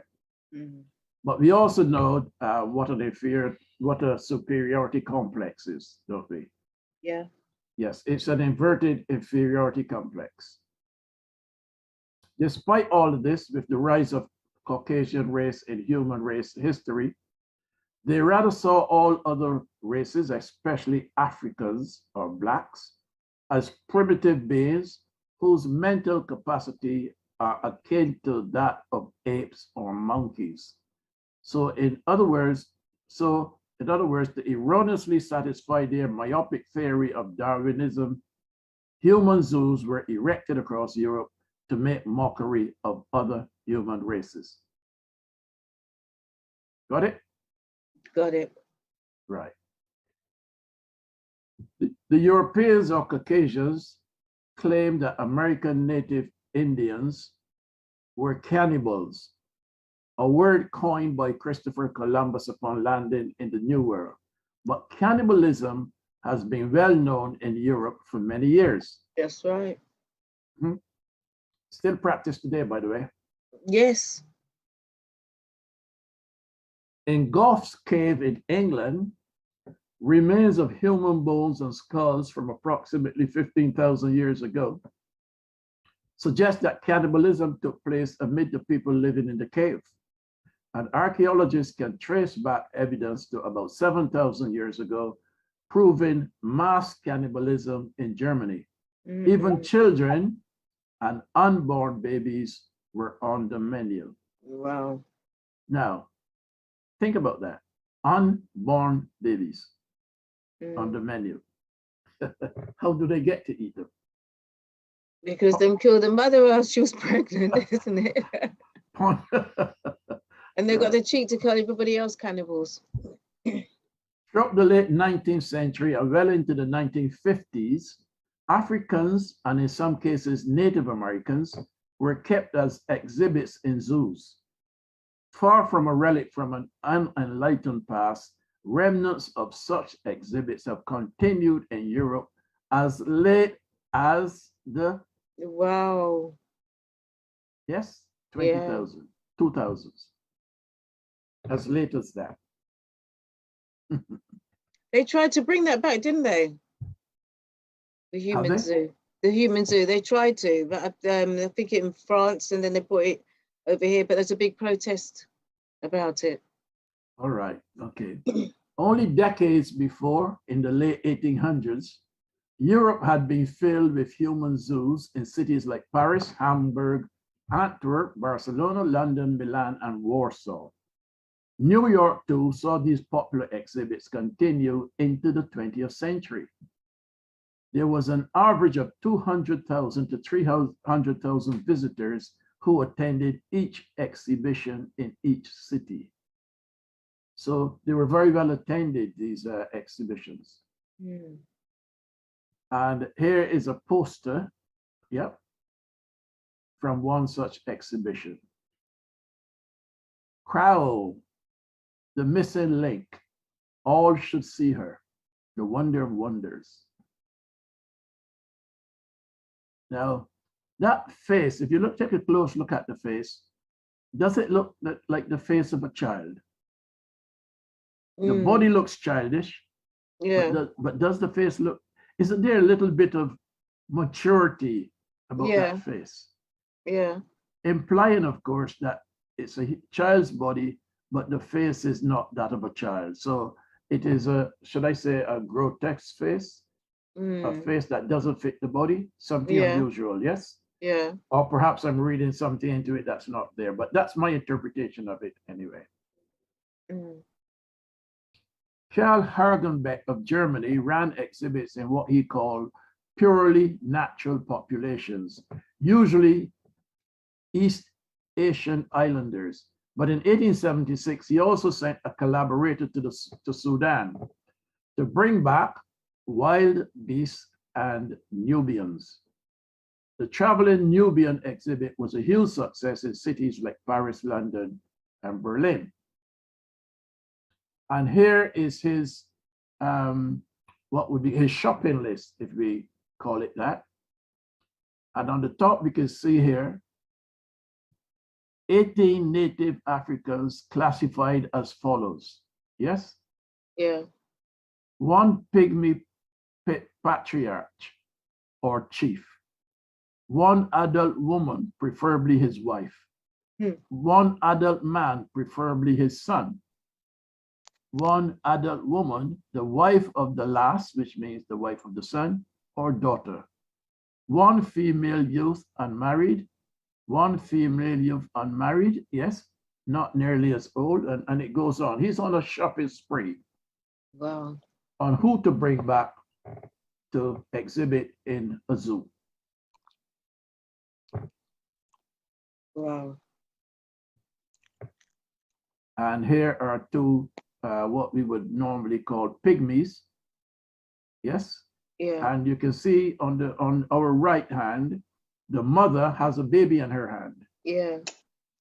And these would be brought back to zoos from their natural habitat and exhibited for people to gawk at and laugh at and poke fun at. Yep. And this is very civilized behavior on the part of the European. Very. But everybody else is uncivilized. Yeah. What does the top line say, please? The World's Fair in 1889 was visited by 28 million people. Right, thank you. The World's Fair in 1889 was visited by 28 million people. In 1889? Yes. 28 million? Yes. Yeah. Who lined up to see 400 indigenous people as the major attraction. And the 1900 World's Fair followed suit, as did the colonial exhibitions in Marseille in 1906 and 1922, and in Paris in 1907 and 1931. Yeah. Yeah. And can you very quickly say what was happening in 1907? What major event? Now, people are going to these exhibitions of indigenous people. But what was happening in 1907? That was when the Germans were murdering the Herero in Southwest Africa, what is now Namibia. Yeah. Which displayed naked or semi-naked humans in cages. Paris saw 34 million people attend their exhibition in 6 months alone. 34 million visited the exhibition. All right, back to you, Auntie Jean, please. In 1906, the Bronx Zoo kept Otter Benga on a human exhibit. Right, so the Bronx Zoo kept Otter Benga on a human exhibit. And the sign outside her fenced-in area of the primate exhibit, notice where she was being exhibited, in the primate exhibit, read, age 23 years, height 4 feet 11 inches, weight 103 pounds, brought from Kasai River, Congo Free State, South Central Africa by Dr. Samuel P. Werner, exhibited each afternoon during September. And that was the sign outside her cage, or wherever she was exhibited. Right, thank you, Auntie Jean, please. The display was in the primate exhibit, and Right. Otto was often made to carry around chimpanzees and other apes. Right. And eugenicist and zoo director William Hornaday labeled Otter the missing link. The public flocked to see the display. And we all know what eugenicists are, yes? Or who they are. Yeah. And here is an image of Otter Banger. Wow. And she had to walk around with this chimpanzee to please people. Yep. Mm. Here's another picture of her.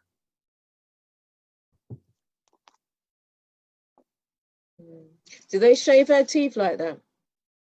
Well, they would have had to have been filed down. Yeah. I don't know who did the filing, but that is, you know, To make them look gruesome. Yeah. Yeah. And then we had a 20-year-old girl from South Africa known as Sarah Sarji Barton, sorry. And she would be emblematic of the dark era that gave rise to the popularity of human zoos. She was recruited by an exotic animal dealer on location in Cape Town and traveled to London in 1810 to take part in an exhibition. Now, she wasn't told what she was going to be, what she was coming into, okay? Like everything else, there was this element of deceit. So she's come to this exhibition, and she had a genetic characteristic known as steatophagia, which meant she had a protuberant buttocks and elongated labia. She found herself being exhibited in cages at sideshow attractions, dressed in tight-fitting clothing that violated any cultural norms of decency at the time. Yep. So she has this big posterior, she has this this elongated labia, and she's forced to put on skimpy clothes that covered up, you know, that exhibited her body to an extent where it wasn't decent. Again, Auntie Jean, please. Okay, Sarah eventually turned to prostitution to support herself and drank heavily. Okay. So if you were in her position, what would you have done? I mean, there's very little that she could have done. That's the only vice you had, really, isn't it? Well, it was a vice that was forced upon her, in my opinion. Yeah. Because had she been left in South Africa, she probably would not have no way degenerated to that extent where she became a prostitute. Yes. She had been. Yeah, but that's also could have been forced still. You know what I mean? They make it look as though she's turned that way, but they probably just used her. Well, that's the whole point. Yes. Yeah. She had been in Europe for only 4 years. And when she died in poverty, Sarah's skeleton, sexual organs, and brain were put on display at the Museum of Mankind in Paris, where they remained until 1974. Yeah.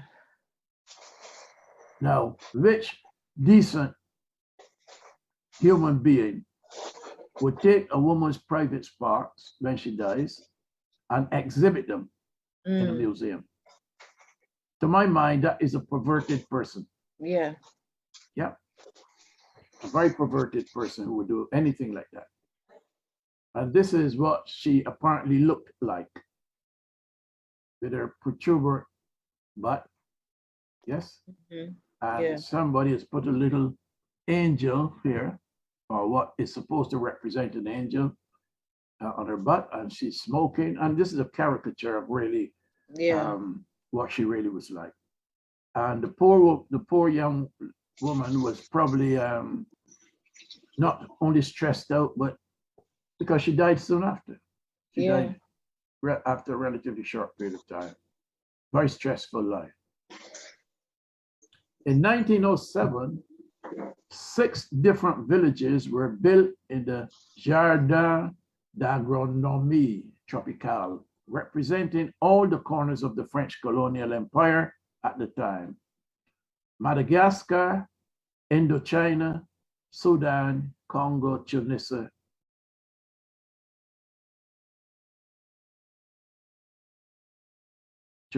and Morocco. So in France now, they've built this garden. The villages and their pavilions were built to recreate the life and culture as it was in their original habitats. Replica houses with people brought to Paris from the faraway territories. And here's one such example. Notice that it's all fenced in, yes? Yeah. And they're living inside. Here's one such lady with her child. And one on the outside, we have so-called civilized people gawking and probably mocking her as well. Yeah. And so, excuse me, you also have to ask yourself a question: what is this man doing inside the compound? Is he making sure that she doesn't so-called attack the other people outside, yeah? That's a possibility, yes. That's a possibility, a distinct possibility. So he's giving her orders what she should do, isn't it? Probably well, he would be the gamekeeper, wouldn't he? Yeah. Or the curator, Yeah. or someone like that. Yes, to protect the gawkers from any attack by, or likely attack from. Mm.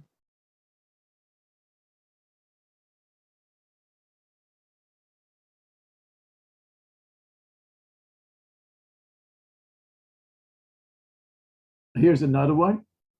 Yes, another woman with a child, and the fence. They are enclosed in a fence area, and the gawkers are outside. This could be the same person, but taken from a different angle. I think the people here are the same. And how about this one? Wow. Yeah. Yeah. And of course, you have the Europeans dressed up to the top, to the hilt, Yeah. in their finery, because this is a grand day out for them. And inside, we have smiling people. Yeah, as if. Yeah, as if. So innocent, they really don't know what's going on to a large degree. Yeah. And here's another one. Okay. Enclosures built specially for them to sit there and be at home, you know, live as you would at home. And we're going to stand up and, you know, look at you and look at you. Be entertained by you. Wow. Here's yet another one. Yeah.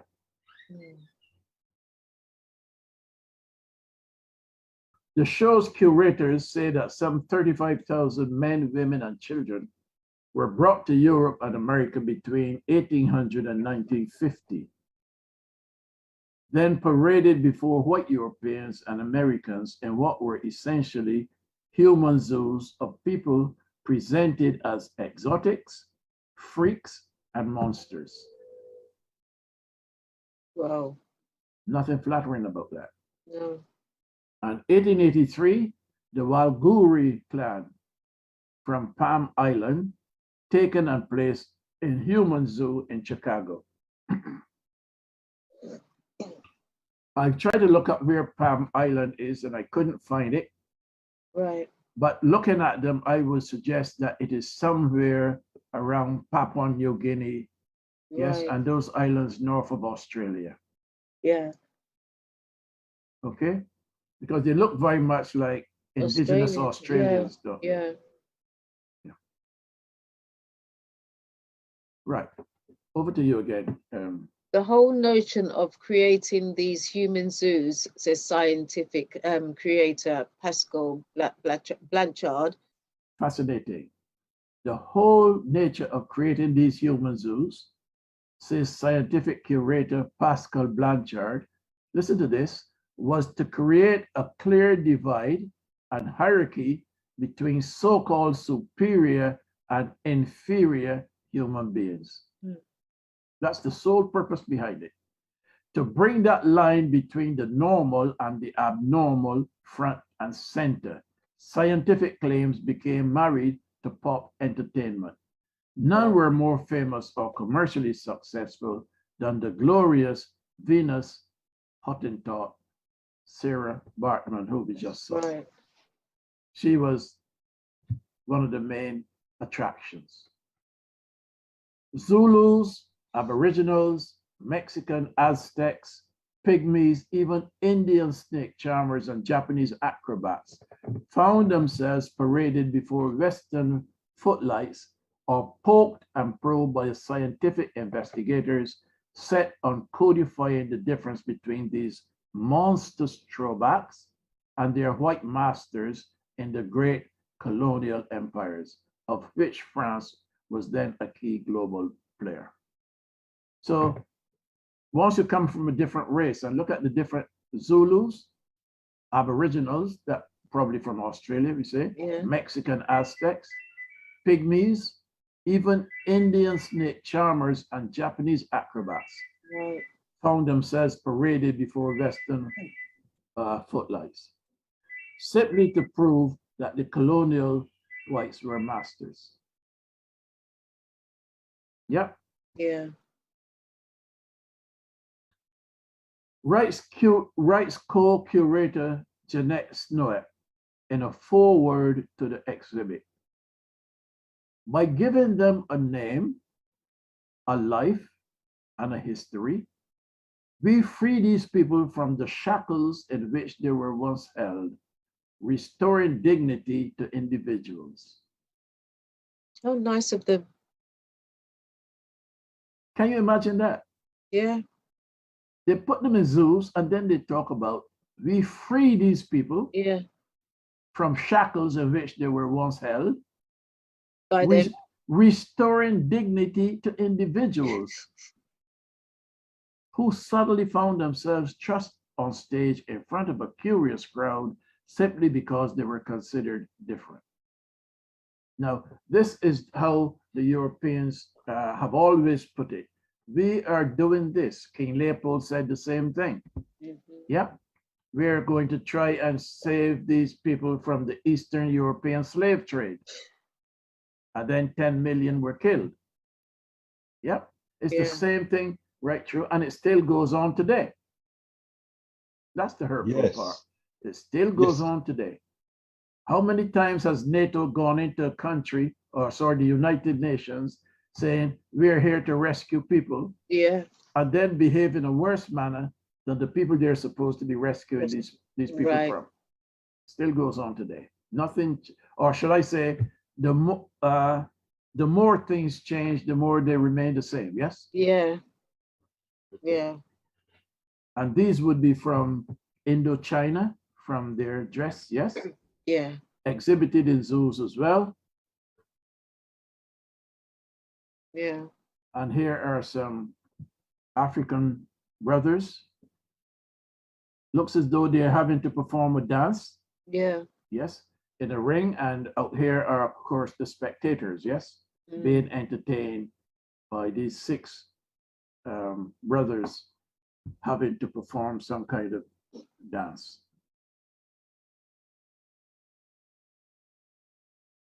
And you can see these pictures are pretty old. Yeah. At the 1904 World's Fair, 2,000 primitive peoples were on display. The purpose of the display was to demonstrate the superiority of white Americans who had evolved further. Really? And these people here, some of these would be what we would call Eskimos. Yeah? Okay. Or Inuits, as their proper name is. Right. Oh, no, they're different from us. Let's put them on show. And here again, these would be from probably somewhere in South America, probably the Amazon, or even Mexico or somewhere like that. A whole clan of people being exhibited because they're different. Wow. And how about this one? Yeah, Mm. having to do some ceremonial. It's like the Congo dance, isn't it? Yeah. You know, everybody in the line beating the drum, and you can see they're beating drums here or skillets or whatever they have. Mm. Yeah, and dancing around in a circle, following the leader. Yeah. Right. People were also kidnapped and brought to be exhibited in human zoos. So not only did they entice them and bring them over and tell them lies, they actually kidnapped them. Mm. It was not uncommon for these people to die quickly, even within a year of their captivity. Now, earlier on, Laura mentioned the word stress. Yes. Now, what would you think this would be doing to them? More than No stress. wonder they're dying within a year. Yeah. This is more than stress. This is trauma. Yeah. This history is long and deep and continued into the 1950s. And I put 2 question marks behind that. Because did it finish there? Right. Now, this is perhaps the most distressing picture of all for me. Yeah. I don't know how much this has to do with the zoos, but this picture is exhibited in many, many different bits of African history, okay? Yeah. And I first came across this when I was putting together the presentation on King Leopold and the Belgian Congo. Right. And you can see that this poor young woman has been robbed of her dignity completely. Yes. Yeah. Right? The positions of her hands, and Yeah. this is probably her underclothes or whatever she was wearing. Yeah. But this guy, he's showing off, this is his trophy. Yeah. Yes, he's captured, this is his trophy. And look on her face, she's totally and completely distressed. Yeah. And this is civilization at its best. Or should I say European civilization? So that, yeah, so they say. Psychopath. Well, if you study King Leopold and then the person he had on the ground in the Congo, and look at their lifestyles and their life stories, they're almost identical. And you know who the man was on the ground in the Congo? No? Morton. Henry Morton Stanley. Yes. Oh. You remember that there's a little saying, Dr. Livingstone, I presume. That's right, yeah. That's the same Stanley, right? Wow. Whose mother was a chambermaid and whose father was a drunk in Wales. And he was so screwed up mentally. He, like King Leopold, was very much afraid of women. He couldn't even consummate his marriage.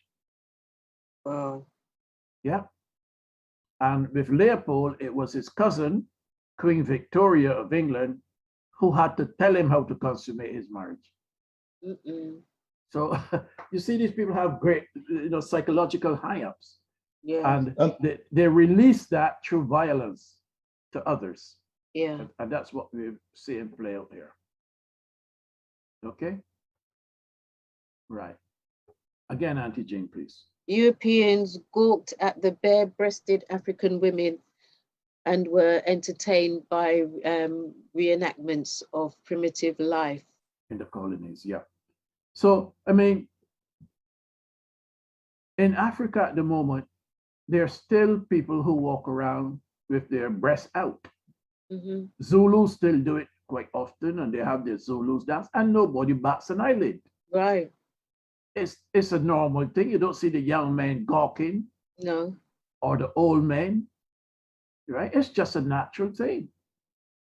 But if a woman gets on the tube and her baby is crying for milk, yeah, and she breastfeeds it, it's a big thing in the newspaper. Yeah. She shouldn't be doing it.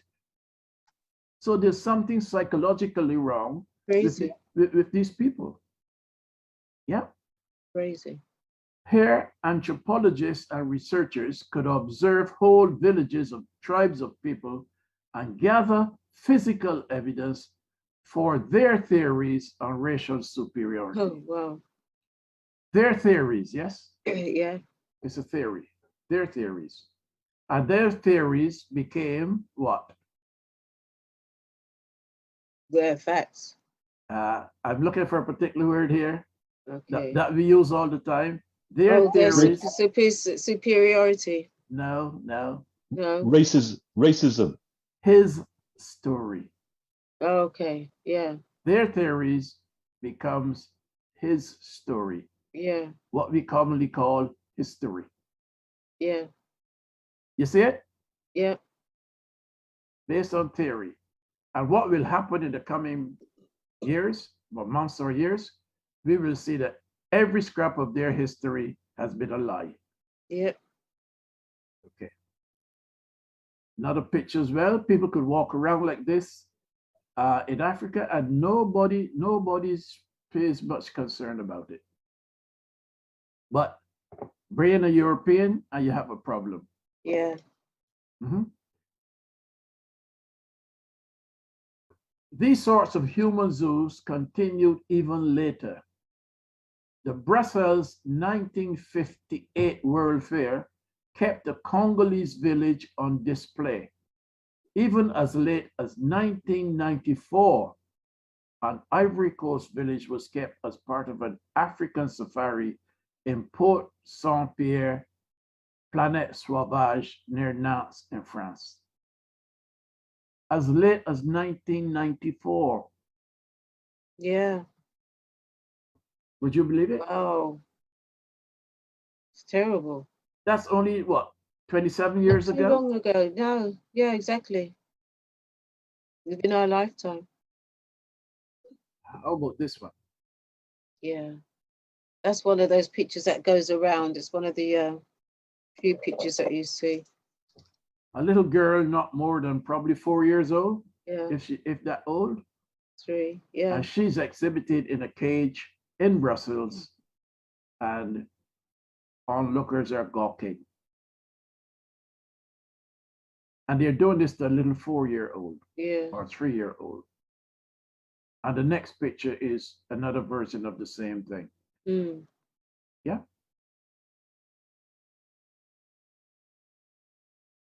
Children. Right. Thank you, In Auntie. Germany, in Germany, as late as 2005, Augsburg Zoo in Germany had similar exhibits. Right.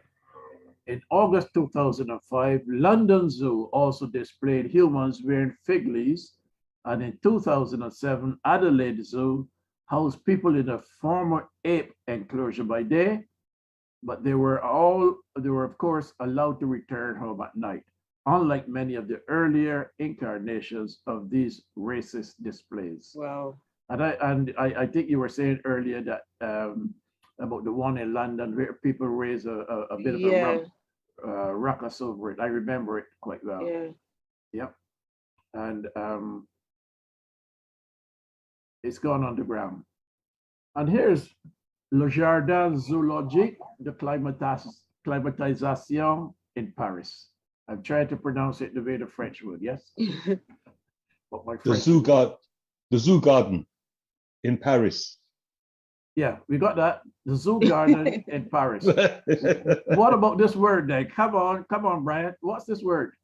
I think it means acclimatization to a Thank you so much, Brian. I can always rely on you to come up with the right answer. You always trying to get me at my blind side, Brother Vasco. You're trying to get me up. Would I do that to you, Brian? Yes, you will.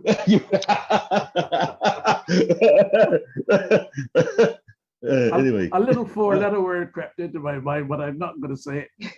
Okay, never mind. It begins with an L.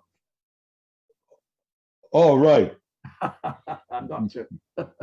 Okay. Franco-British exhibition, the Senegal village.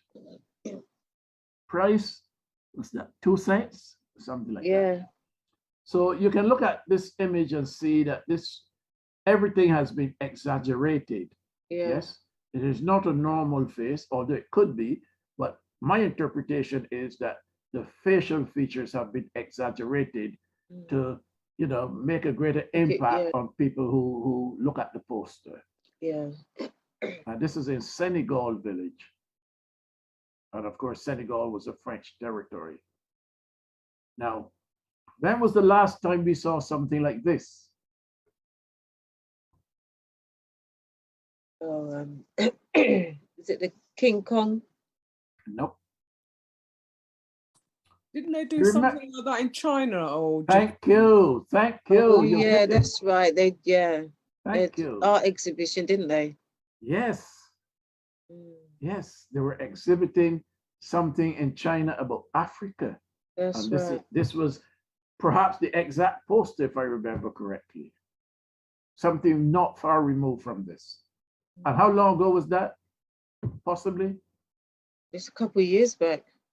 About 6 years, 5 years? Not that long ago. No, it's not that long ago. Yeah. So it goes to show you what even the Chinese think of Africans. Right. Organized by the white Americans, the Savages Olympics consisted of Native Americans and other tribesmen. Right. The Savage Olympics. Right. And what they did, they got tribesmen from several corners of the world, such as Africa, South America, the Middle East, and Japan. And the idea for an Olympics featuring these savages sprung from games director James Edward Sullivan's suggestion to implement this in order to prove that the savages were less athletic in comparison to civilized white Americans. Yep. Yeah. Stuffed Adolf Hitler in 1936. Didn't it? Because he was one of these Aryan eugenicists and all that. And he had the same idea. And Jesse Owens gave him the finger, didn't he? That's right. Not once, but was it 3 times? Yeah. Right. So here they they put this together, this Olympic exhibition, to show that their black athletics are not as black athletes are not as good as white Americans. And this was the opening ceremony. Wow. Right. Bonne année. Happy New Year. That's what it is, huh? And here's a shot. Archer. Yeah. Yeah. Yeah. Here's another shot. Trapeze artist and gymnast. Yeah. Here's another shot. You can see legs here in the air. Yeah. Can't make out exactly what they're doing, but they look like they're doing roly-polies over each other, like leapfrogs and rolling over and something like that. And here is a clan again from, look like I don't know, they could be Mexicans or Aztecs or maybe from the Far East. Yeah. But it looks like a whole complete clan exhibited in the zoo. And here we go again.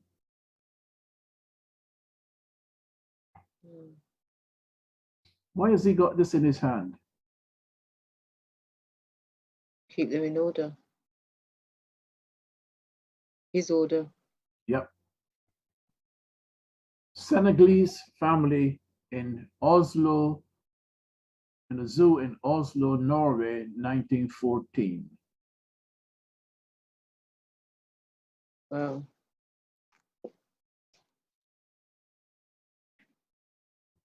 Huh. How do you interpret this one? It's almost like they're trying to, like I suppose it helps with their cannibalism kind of thing, that they're killing their one another, isn't it? You can see that it's a staged photograph. Yeah. Yeah. Because if you look at the spears as well, they're not even holding them correctly. No. The spear point is pointing upwards when it should be downwards. But my question when I saw this is, why is he here? Why is this little boy lying on the ground? Are they suggesting that these young people would kill this little boy? Yeah. They're supposed to be savages, remember? Well, yes. That's true too, yes. So they got them up in the leopard skin thing. Amazing. Here's another one as well. And these are all Africans along here, and 2 elephants over here, or what looks like elephants, dressed up in some kind of regalia. Yes. And the idea was to try to replicate the village, yes? Right. Bring the village here, we create this look-alike village, and you can stay in there, we can examine you from afar. Have you seen this one before? Yeah. Yes, okay. And here's one in Germany now, Stuttgart in Germany, and here's the poster for it. Yep. Wow.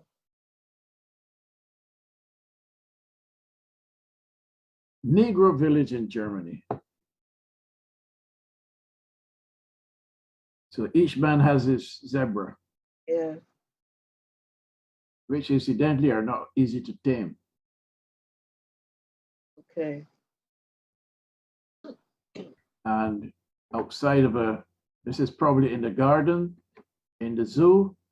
And this is probably where they retire at night to sleep or whatever. Or could be the zookeeper's home for all we know, because it looks too salubrious for you know, the purpose of exhibiting people. As late as 2005, you could still see African tribesmen in grass skirts at a Western zoo in Augsburg in Germany. Who would believe it? Wow. And why would any African in his right mind want to take part in that? Exactly. Yeah. It's like, who is the famous Black British actor? He was auditioning for Bond at one time, or he was being linked with that name. Oh yeah. Yeah. Idris Elba. That's Elba. right. That's right. I think I saw something this morning where he said he turned down the role of a slave. Good for him. Apparently, he was asked to play the role of a slave in a film, and he turned it down. Good. Mm-hmm. Good. Okay. London Zoo spokesman Polly Willis adds, an interest in Germany. Oh. Seeing people in a different environment among other animals teaches members of the public that the human is just another primate. So this London Zoo spokesperson, Polly Willis, sees the human being as just another primate, just another ape. Yeah. And what does that tell you? What does that statement tell you? They don't have to treat them as humans. Any other comment from anyone? Let's see how deep you can go into this one.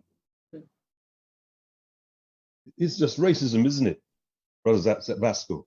Racism. It is racism, but I'm looking at it from a more esoteric perspective.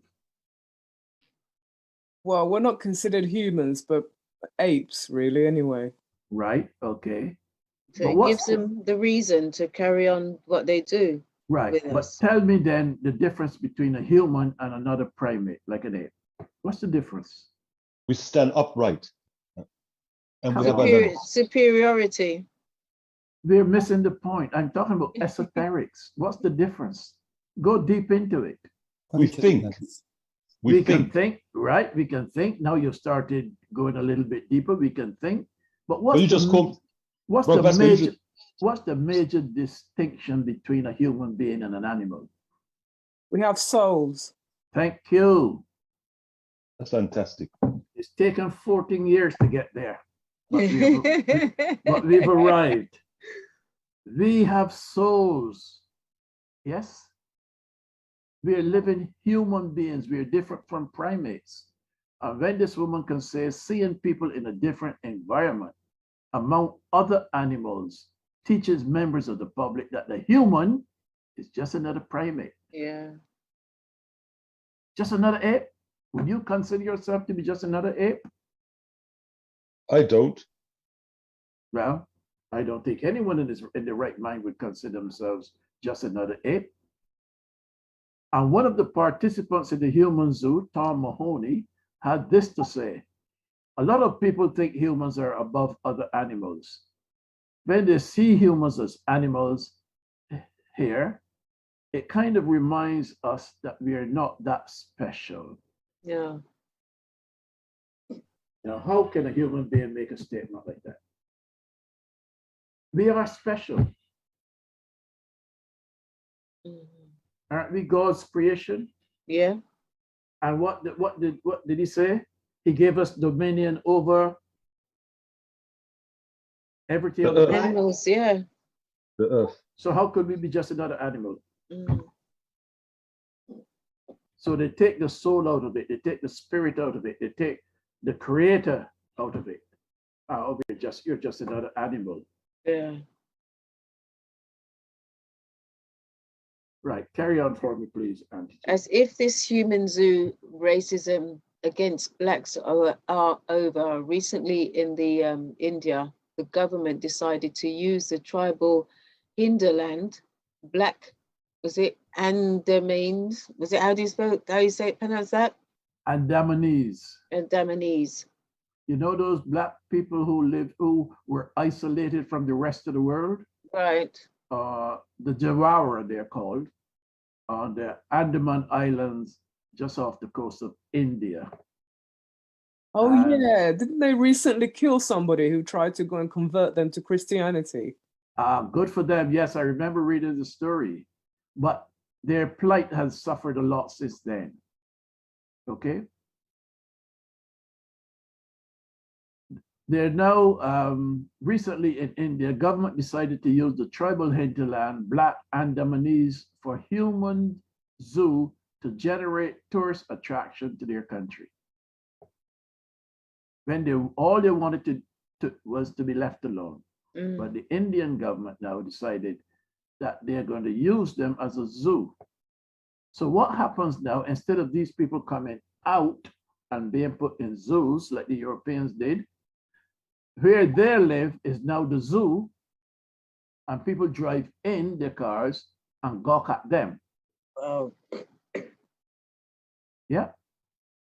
Mm-hmm. Though the intended human zoo did not materialize, but some Indians forced Andamanese to dance for tourists in their nakedness for money. Andamanese girls that were being used as human zoos by the Indian government. Oh.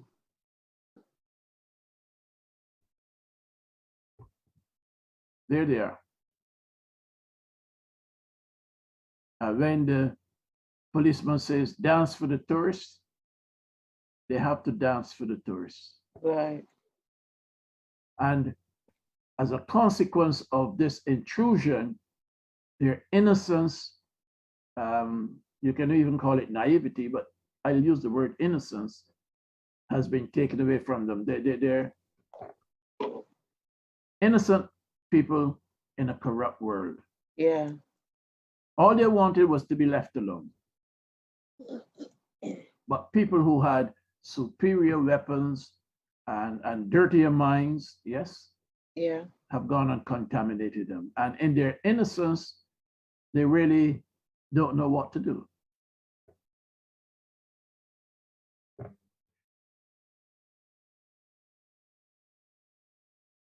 Thank you. On the day of the observer visited, when the gates opened, the cameras immediately started clicking.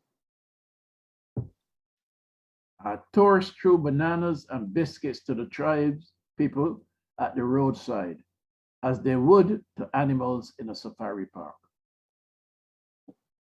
You see what I mean? Yeah.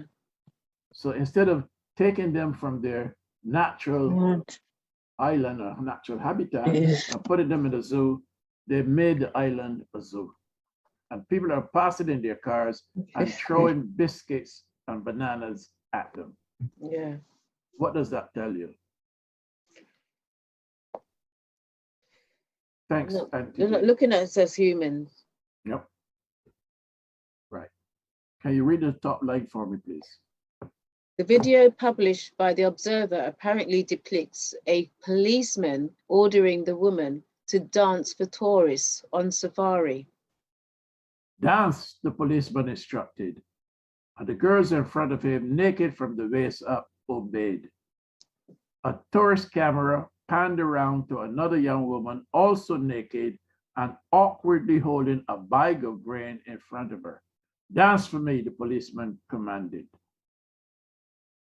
Question is, what happens if they don't dance? Yeah. Right, Auntie Jean.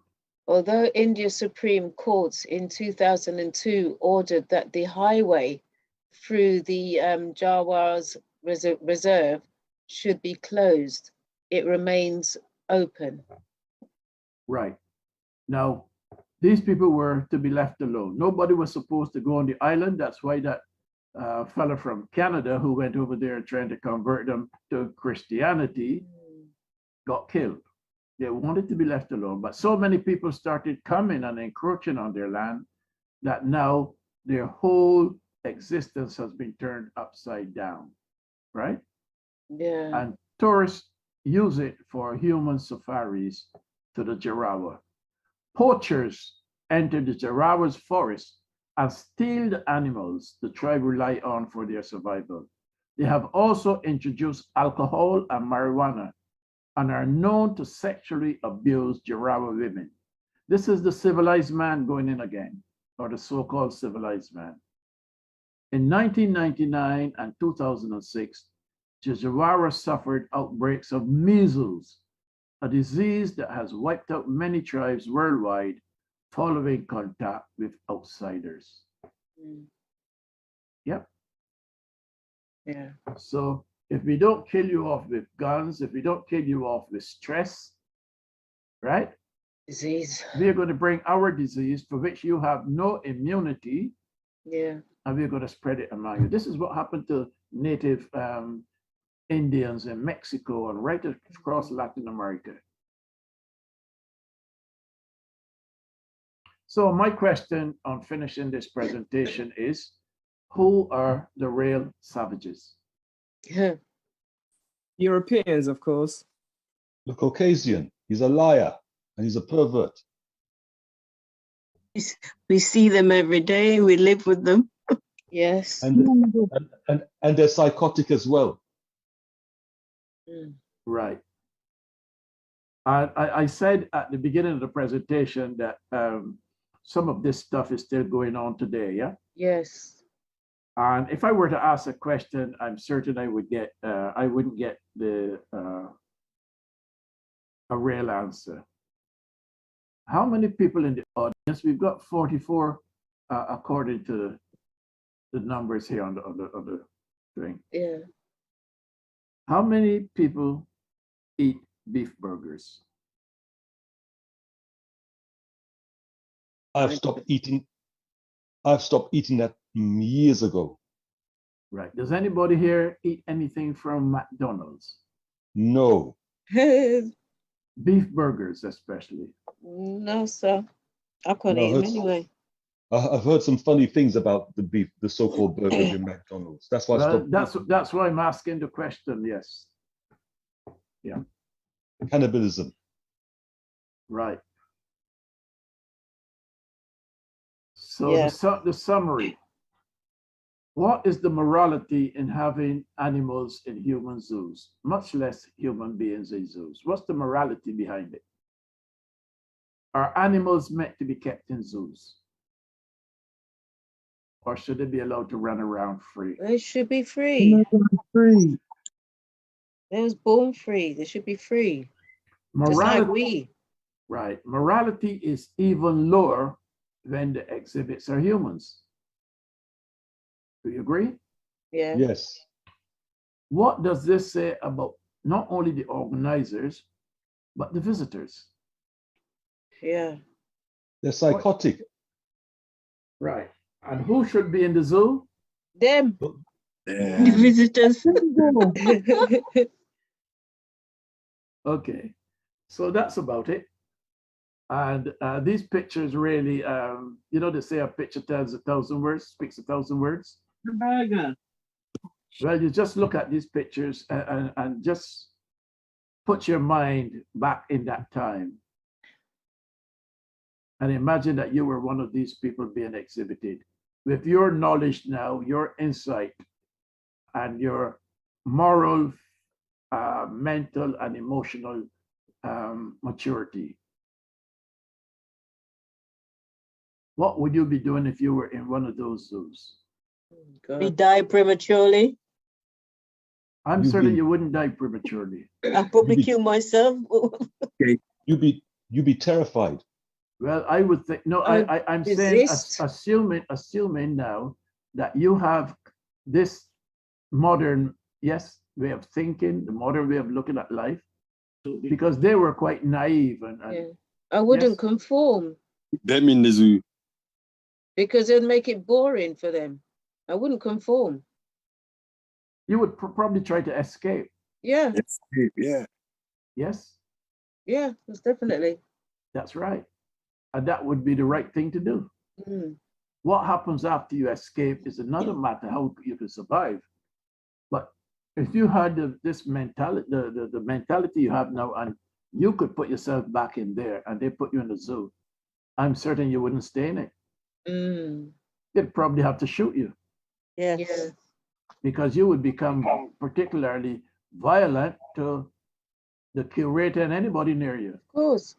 Dangerous. Survival. But there you go. Anyhow, I hope you enjoyed the presentation. Any comments or queries or anything at all? Yeah. Paul Phoenix has put in the chat, I think it's in 2015, I think that's what he's talking about. The Arts Council of England funded a human zoo exhibition at the Barbican. Yes, this I remember that. Is the response of the grassroots. Hi, Vasco. Yes, sir. Hi, so look, thank you very, very much for a wonderful presentation. Yeah, we remember this very, very well indeed. I have some slides here. If Auntie Jean would be so kind as to allow me to put them up, I don't know whether or not it's possible. Yes, I'm certain Auntie Jean would accommodate that. What is it concerning for this? Some short clips, some very, very short clips showing the response of the grassroots, because a lot of people think that the human zoo just went by and nobody said anything. That's not the truth. The truth is, I was there with some other protesters, and we closed the exhibition down. This is the one in Barbican. Yeah, that's right. I remember that. Yes, I remember. It down. Yeah, and you were one of the protesters. That's right. Wonderful. I was proud to be there. But we've got some clips here, Auntie Jean. Is it possible? Yes. Yeah. If you can go ahead. Yeah. Okay. Stacey, can you help me? Oh, Vasco, you'll have to stop sharing. Have you stopped? Okay, I'm going to come out of screen share then. Yes?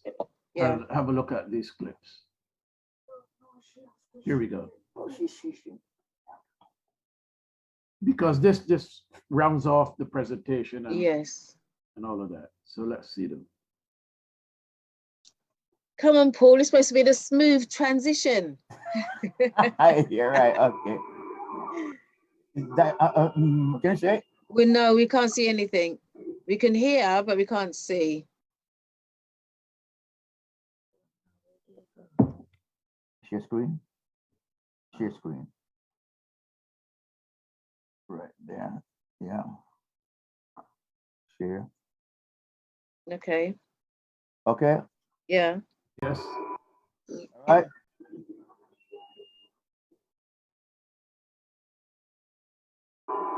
Any luck now?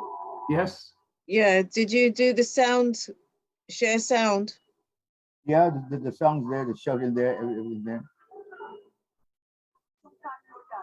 Right. Okay.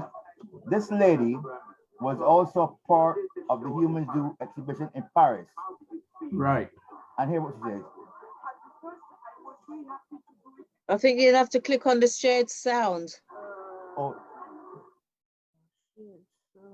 So go to the top for the drop-down menu and click on shared sound from computer.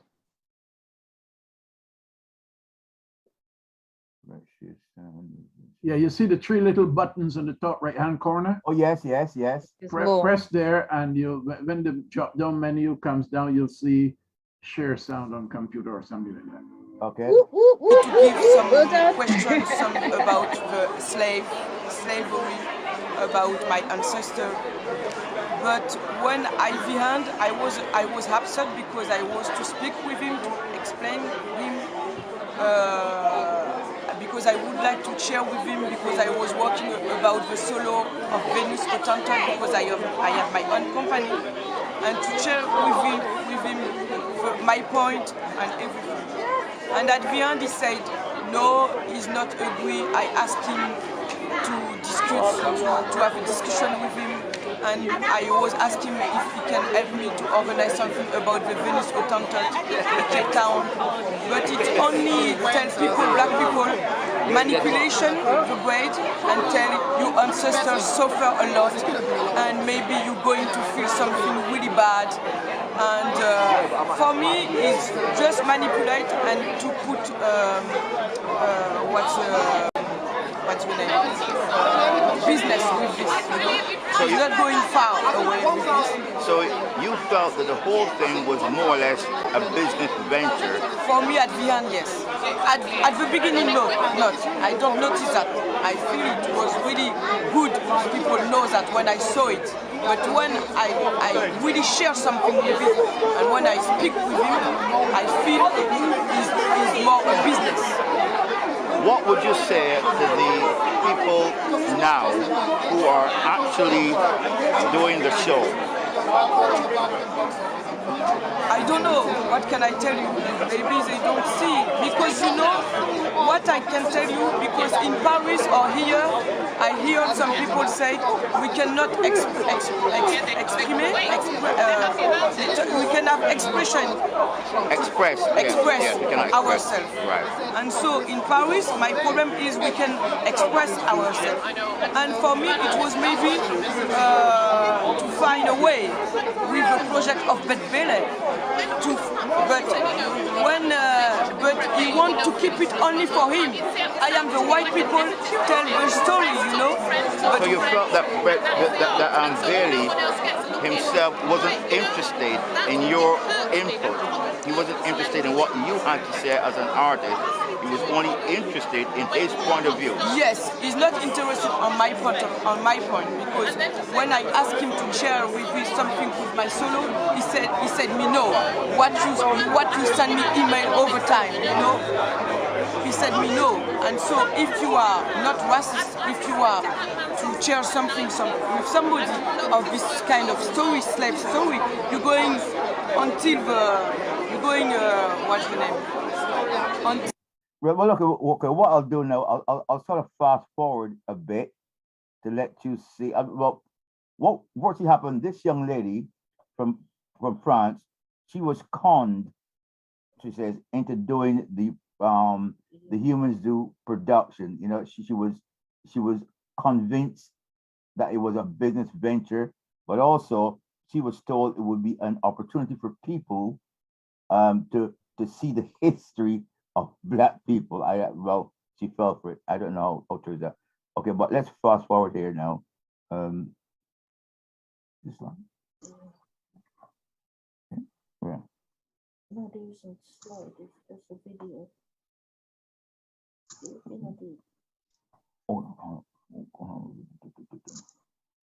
Right. Okay. Now this is the other section here. I am working on the same thing. But can we share something? The reason why they didn't want us to take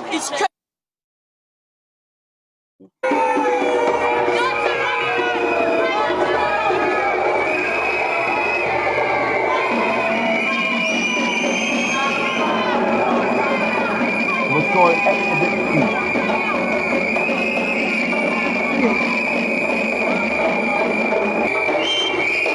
There was nowhere anyone could come in. Close it down. Never happened again. But it's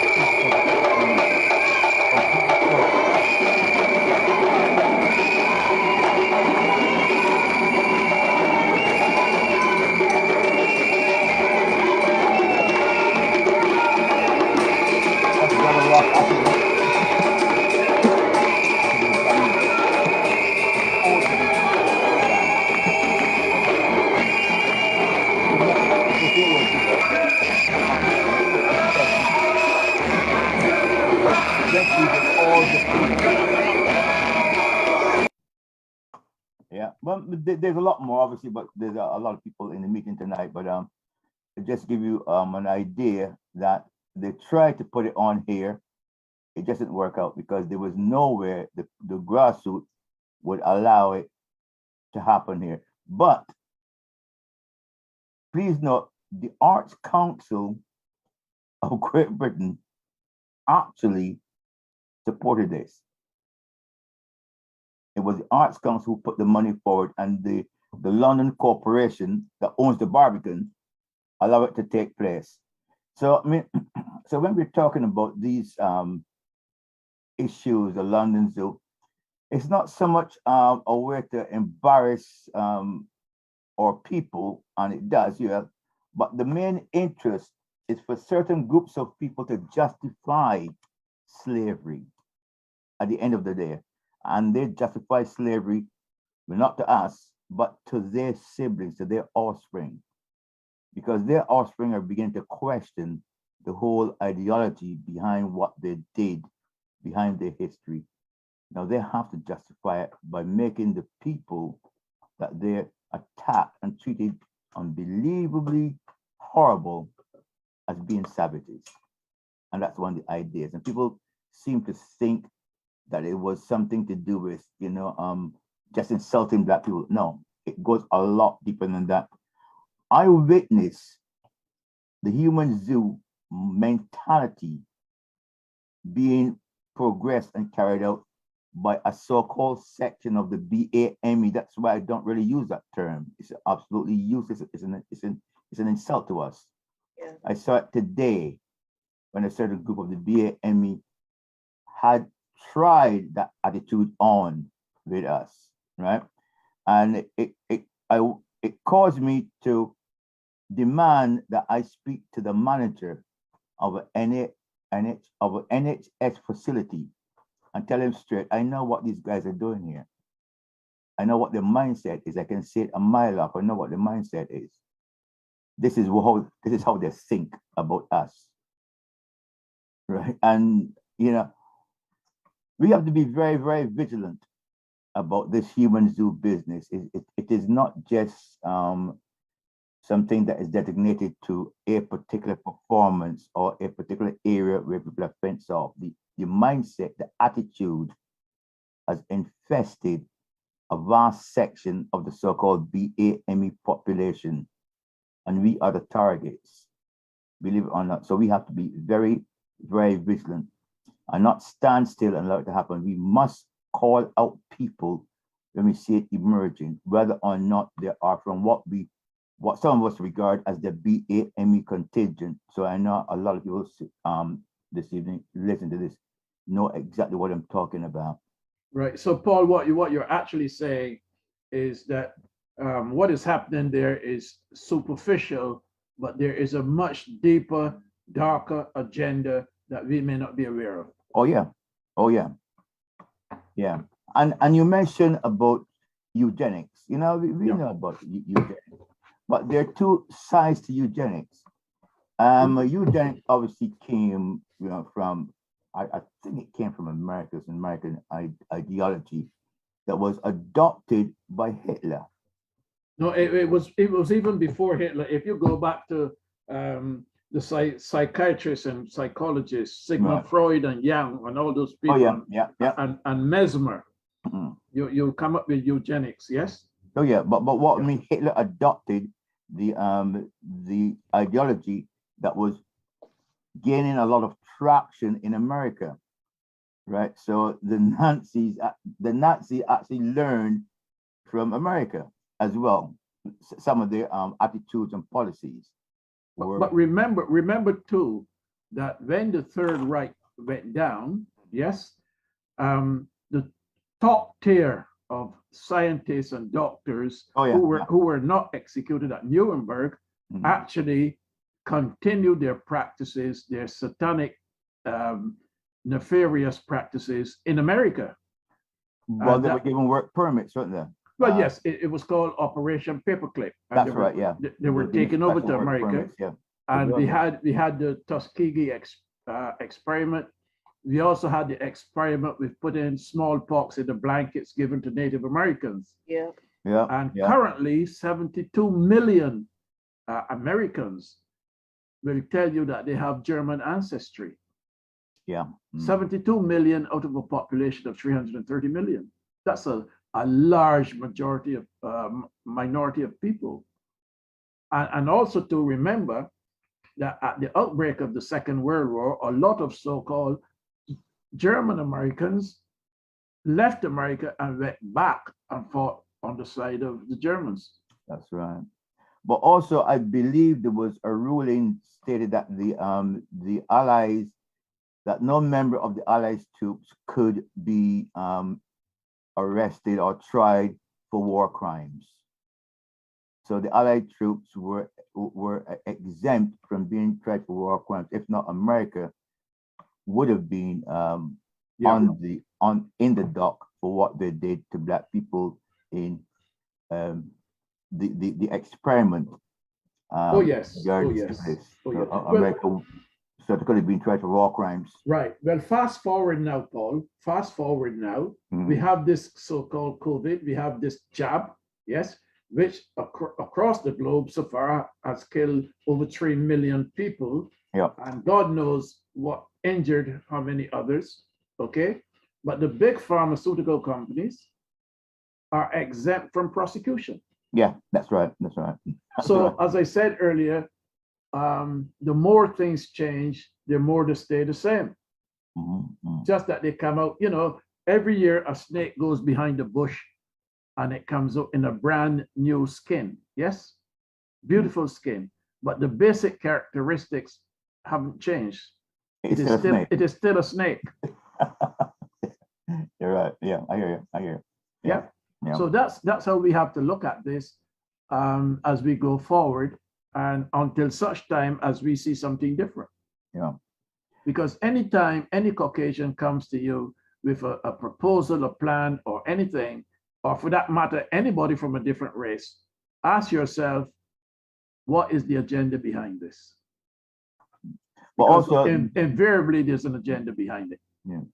There's one thing I must mention. I did on my website, on Facebook, a section called the Inhuman Zoo. Yeah. And I showed how people in the West have great big banquets and all kinds of things, while they shed crocodile tears over the starving people across the globe. Now, can imagine a man sitting in front of a T-bone steak and all the trimmings and saying that he or she are raising money, as a sort of a dinner party, they are raising money for the starving people. That's Oliver Twist. Yes. Food, glorious food. Yes. I need some more. Some more? Yeah. It's. But look at the amount of food that is wasted. Yeah. And the evidence shows that the people responsible for most of the waste are the rich people. Yeah. That's what the evidence shows. Well, poor people will eat what they can get their hands on. Yeah. As long as it's edible. This planet is capable of feeding every single person that is alive today on the planet, and it's rubbish. The planet is not overcrowded. In fact, it's underpopulated. Well, you can put all the people in the planet to stand up in Florida. Yeah, exactly. and they'd fit in Florida, leaving the rest of the world there. So, I mean, there are large tracts of land all over the place at the moment that were being bought up by the Chinese Communist Party and Fauci and Gates and all of that. All these farms right across America, Texas, Turkey, and being taken out of production to engineer this food crisis that's coming. I mean, my solution is simple. If they're that short of land or if they're that short of living space, why not move to Antarctica? Simple. Antarctica is banned to ordinary mortals. Oh yes. And some of us have an idea why. Oh yeah. Yeah, but you know, you're right, because we shouldn't just look at this and say, okay, that's something of the past. Yeah. Because it still goes on today. It's gone underground. Okay. Yeah, that's right. Let me show you that this not only cannibalism, but the treatment of sort of indigenous people has gone underground. Do you remember about over a month or so ago, 2 months, they had massive flooding across the world? Right, yeah. And they spoke particularly about Germany and a particular village where 600 bodies of young people were washed up by this flooding, brought to the surface. Did you read that? No, I didn't. Right. No, I well, didn't see that, no. I actually spoke about it on one of my presentations. And these 600 bodies of young children that were raised from their, I don't know, shallow graves or wherever by this flood. Two things were said by the government, the German government. They did not die of natural causes, and they were not German. So, answer the second question. How would they know they're not German? Just by looking at them. Good question. Well, I'll tell you, I'll give you the answer. They were black. They were from Haiti. Okay. They were Haitian children who were caught up in this child trafficking and the production of adrenochrome. I heard about the production of adrenochrome. Yeah. And in fact, the largest factory or adrenochrome factory has just been taken out of commission, and it was under the Three Gorges Dam in China. Wow. And that dam has just been destroyed. And also, when they talked about the 600 who were washed up in Germany, what the media here would not have told you is that a number higher than that were washed up in London. Wow. So not only human zoos, but human sacrifice, killing children, eating them, which is going to be exposed anytime from now, using the adrenochrome, the blood from them after scaring them. Yes. And not only that, but they have, in certain places in the world, they had hunting parties. Yeah. Oh, that's right. Yeah. Where they would send these young children out into the forest. Yeah. Yes. And then they would hunt them with dogs and guns. Yeah. They depict that in films, don't they? Projective programming. That's what it's called.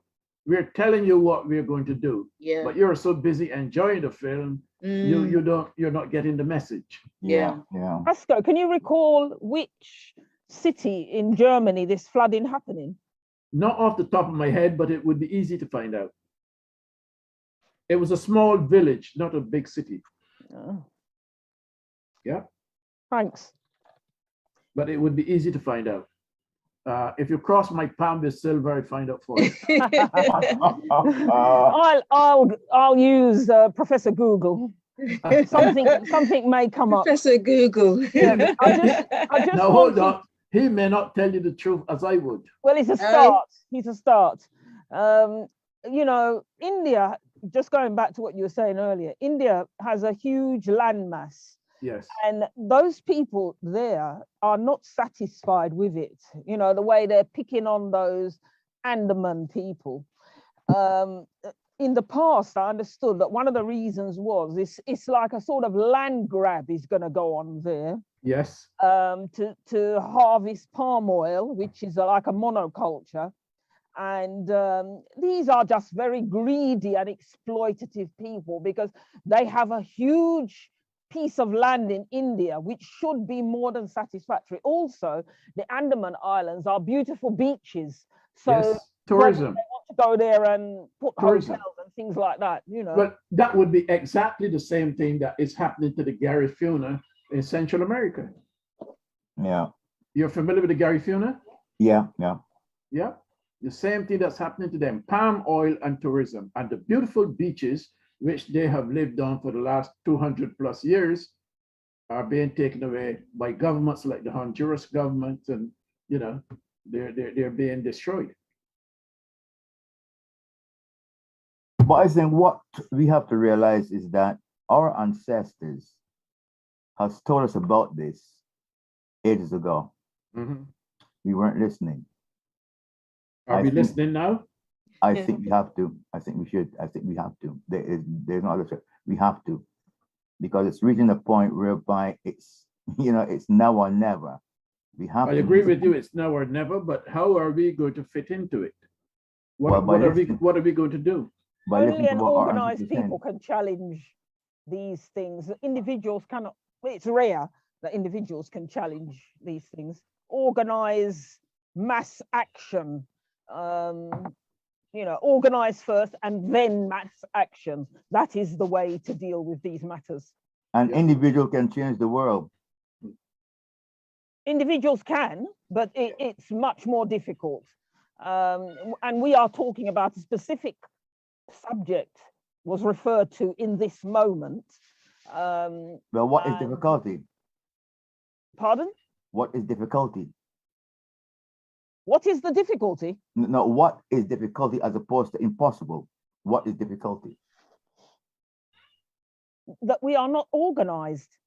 We are. We are very organized. One thing we must remember, we are very, very organized. We are very resourceful people. We are organized. We put a stop to slavery. No one else came to our aid. Look to history. Nobody, no nation, no tribe, no one came to our aid.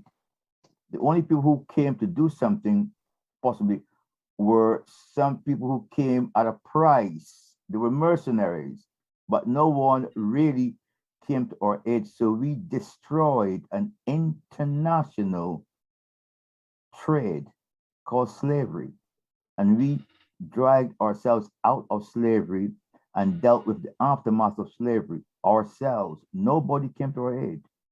So yes, we did do it, and we can do it again. But if we put our minds to it. Paul, yeah. In the UK, where we are now, yeah, we are not an organized people. That is the reality. No, the reality is we are unorganized. Auntie Jean is endeavoring to organize us as a people.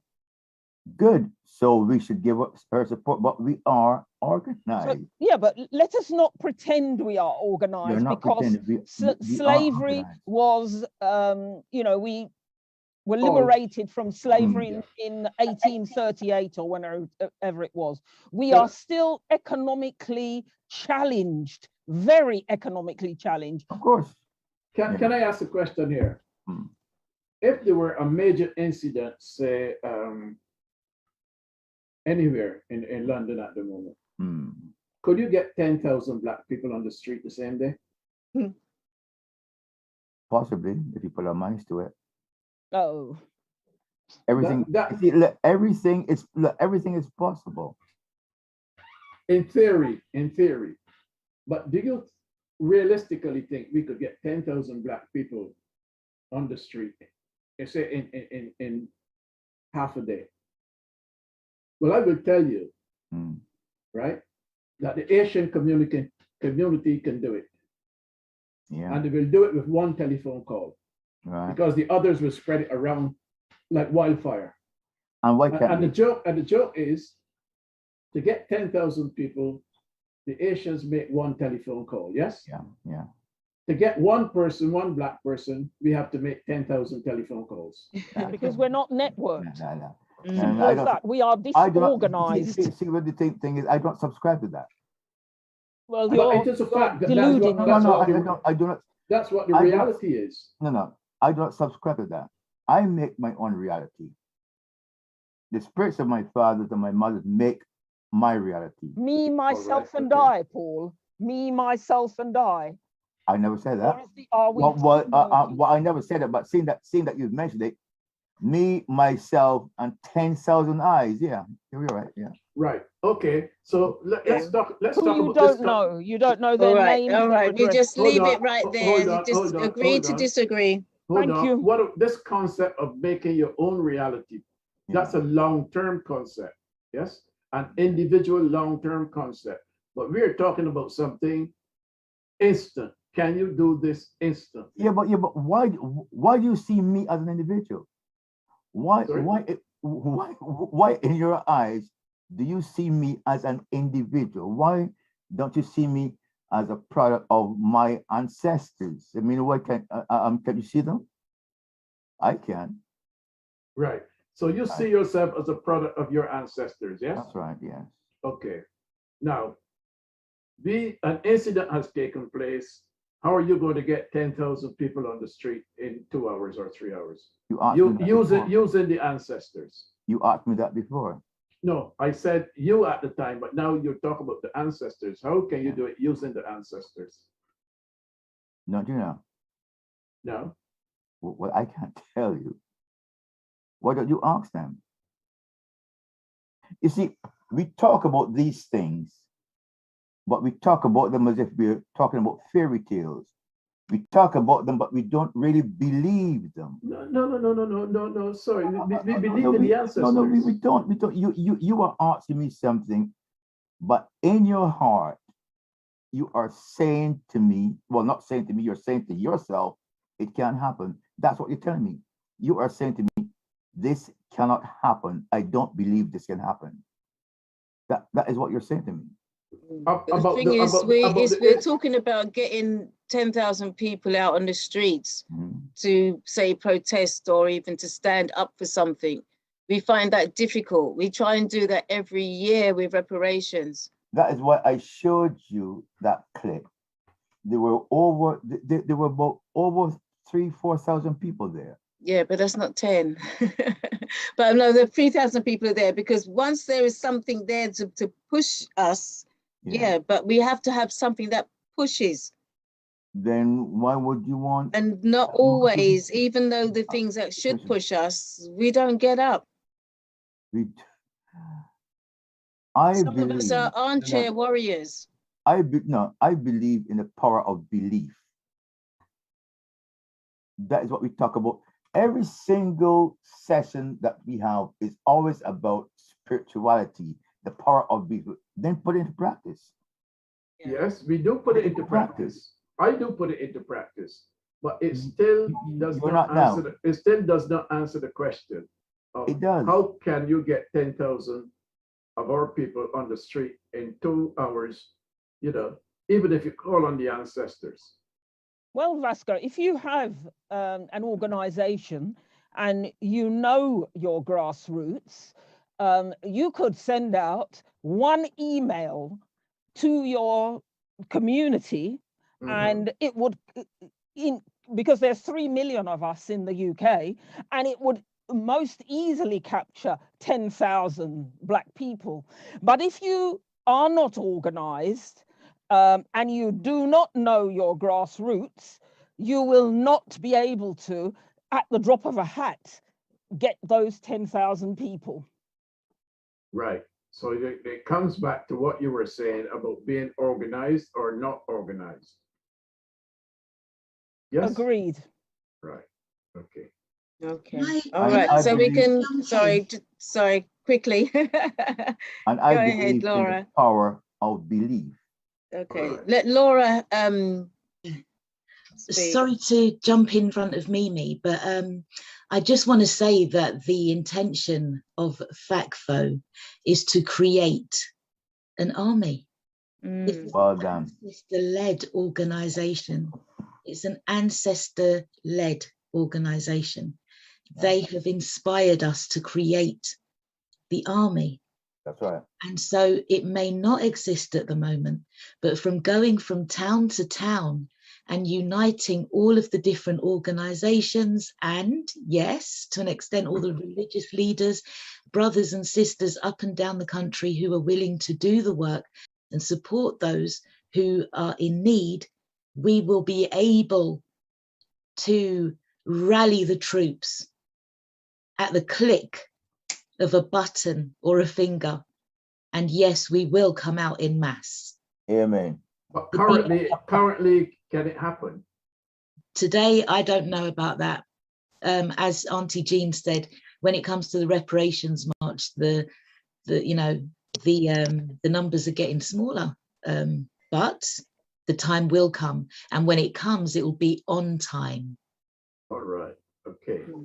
Okay. Thank you for rounding that up nicely.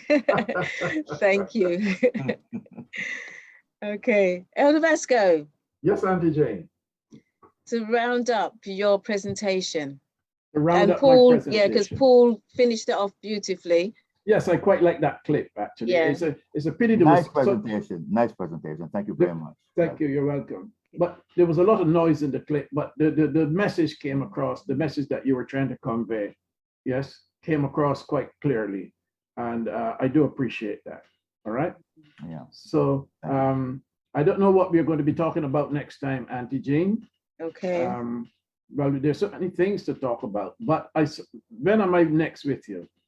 You are next with us. Thus we do a special same time next month. I think the special is coming. Yes. Okay, brilliant. And one date that I would like you to bear in mind, yeah, is the 11th of the 11th. And I will throw it out to the audience. I will throw it out to the audience. What is that date? Wow. Ooh. And why am I talking about it? What is that date and why am I talking about it? End of the summer or something. No, it'll have to be a special solstice. because that's a Thursday. Some kind of solstice thing going on. The 11th of the 11th. What is it? Remembrance Day. Ah. Yeah, Ah, did somebody say Remembrance Day? Yes. No. Yes, I did. Put some meat on that. Amplify that for me, come. Remembrance Day. World War Because you're in the II. right church. Come on. World War II. Nope. Yeah. Not World War II. No. Armistice Day, the end of the war in Europe in World War I. Am I right? Is it? Yes. 1918. World War I then, yes? Yes. Armistice Day, peace in Europe. 11th of the 11th. Watch that date. Watch that date. You're going to do a presentation for us on that day? I'm not going to say anything more. Watch that date. Okay. Watch that date, the 11th of the 11th. Brilliant. Peace in Europe. In your last talk, Vasco, weren't you telling us to watch the 15th? A lot has happened on the 15th, yes, that you don't know about. Oh, right. You didn't spill the beans. No, I'm not ready to spill the beans yet. A little bit more has got to happen before I spill the beans. Okay. Can I just ask a question regarding your body scan? Yes, ma'am. What's the mechanism of action of that? Sorry? How does that work, that body scanning? It works on vibrations. Ah. What type of vibrations? Electromagnetic? Which type? I would say electromagnetic, yes, because every organ in the body vibrates at a different frequency. And it picks up the frequencies of every organ in the body. Right. Remember what Nikola Tesla said. To understand the universe, think in terms of energy, resonance, and vibration. Because the whole universe is about vibration. Even the chair you're sitting on is vibrating, but at a very low frequency, so it appears solid. Yeah? And the higher you raise the vibration, the less solid things become. Yeah, and I'm just curious because you know, when you do these body scans, Yes. You know, there's various holistic type practitioners who have been looking at these people who took the injection, and when they look at their blood, they find that the blood is the normal flow is disrupted. Have you seen anything like that in your body scans? My body scan doesn't look at blood, but I do know what you're talking about, a lot more than I can talk about now. Yes, and I can also give you various remedies for people who've had the jab and are suffering from different ailments, even the graphene oxide that is in the body. Oh, that's great. Yep, I have all that information to hand. Okay. And I will now ask one question. You've been asking a lot about the body scan. Are you contemplating having one? No, I was just curious that when you mentioned it at the beginning of your talk tonight, very briefly. Yes. And that led me to think, oh, I don't know what the mechanism is, what it works on. And you're saying it's like frequent vibrations. Yes. I'm still not sure which part of the electromagnetic spectrum it's in, but I take it as you say it. And you clearly, you say you're not looking at blood, but I'm still not clear. Can the body scan distinguish whether someone has been vaccinated or not vaccinated, or injected or not injected? Why do you want that particular question answered? I'm curious. Yes, but Josephine, I'm not here to satisfy your curiosity. Tell me whether you want a body. Tell me you want a body scan and come and see me, and then we can have a conversation. Yeah, because what I'm thinking is it's a tool beyond looking at blood under the microscope. Maybe body scanning could tell us something of disorder. I don't know. That's why I say simple curiosity. It tells people lots of things about their bodies that you know, that they don't know. Right. And I tell you what, the both of the clients I saw today brought their medical reports with them from the hospitals. And the scan lined up perfectly with what they said, what the hospital was saying. Good for you. No, good for the scan. And good for the patients. Good for the scan. Good for the scan, not for me. I only interpret what the scan tells me. Okay. Thank you, Is this a particular brand of machine, this body scanner? Thank you, Josephine. Thank you, Auntie Jane. Thank you, Josephine. I don't know why everyone. Thank you, Josephine. Why is your backup? It's a simple question. Thank you, Josephine. Okay, Mimi, quickly, and I hope it's not going back to what was said before. I hope it's something fresh. Mimi? Yeah, well, hello, good evening. If it's going back, we're not going back. Okay, yeah, well, it's impossible at this stage to bring something fresh because it means that it hasn't been discussed before, and that means we need to start a new topic, and we'll need another hour. So, which we haven't got. No, yeah. so come on, Mimi. Come on, out with it. Tell us. Well, no, yeah, well, I have to go back a bit. We have to do a bit of Sankofa here. Yes, do a bit of Sankofa. Go back to come forward. Yeah, I was just curious because I put my hand up at the point when the gentleman who spoke. Paul, yes. Yes, Paul. And he was saying that he does have the ability to raise more or less an army of 10,000 people. Yes. But I was just trying to coax him how I wanted to get out of him. What is his method? I know, but we don't really want to go back there again. Does he actually have a group of people he's already in contact with and he's confident that could happen? Or is he just working on faith? I tell you what would be a good idea. Emergency. Get Paul's telephone number or his email address. I was just about to suggest that. Yeah. Yes. And talk it over with him. On a one-to-one, because he may not want to disclose it to a whole group of people. Yeah. But if you're charming enough, he may discuss it with you and tell you about it. Okay, great. On a one-to-one. Thank you. I'm certain he wouldn't mind. And I'm sticking my neck out and speaking for Paul. Oh, sir, I couldn't have put it better myself. Thank you. That's wonderful. And last words, final words, round up. Final words. Final words, make sure you have your emergency supplies indoors. Okay. Emergency water, emergency food that's non-perishable. Okay. And an alternative means of cooking in case and lighting in case the electricity or the gas goes down. That's all I can say at the moment. Okay. Thank you. Sorry, sir. Auntie Jean, may I just add one thing? Now, I know there seems to be a habit of stockpiling toilet paper. Now, I'm going to give a little bit of advice here. If you ever run short of toilet paper, use the copy of the Sun.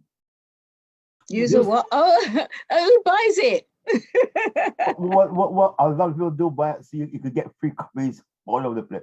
But there's something you should know. Printer's ink is also antiseptic. It's not available in Liverpool. Sorry, what is that, Paul, that's antiseptic? Printer's ink. Oh, printer's ink. Okay. So if you want your bum on, honestly. but hold on a minute, Paul. Aren't you not supposed to put newspapers down your toilet? Exactly. And of course, if the water is off as well, you can't flush it. Well, I don't know about you, but aren't you supposed to wet it first and roll it up so it gets all soft and nice and pliable? Oh, please. So you use it for your fish and chips. But suppose there's no water around, Paul, because if the electricity goes down, that means that both the gas and the water are going to go down. Well, because sir, the pumps rely on electricity to work. You've got a point. And in that case, I would say you're in some really deep. If I'm not prepared, I'm in deep doo-doo, yes.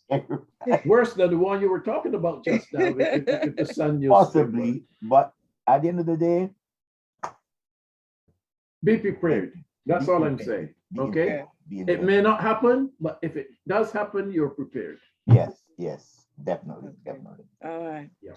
And then you have to call on the ancestors. Okay. All right. Have a good night, Give everyone. thanks. Yeah, give thanks. And just a reminder that the Auntie Jean's African Culture Market is this week, Sunday, celebrating our story month. We have the 3 heavyweight kings. We have King Andrew Muhammad, King Robin Walker, and King Tony Warner. And they're going to also be accompanied by Tubada, Charles Gordon, Sister Patricia, Sister Survivor, Barry Dredd.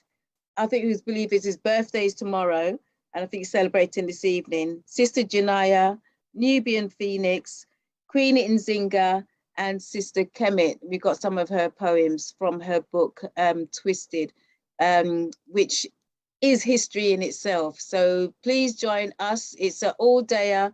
It's the 7th year we've had the 3 heavyweight kings for the African Culture Market. And it starts from 12 noon right through to 10 p.m. So it's an all-dayer. It's a fundraiser for the Garvey Village. So tune in, okay? So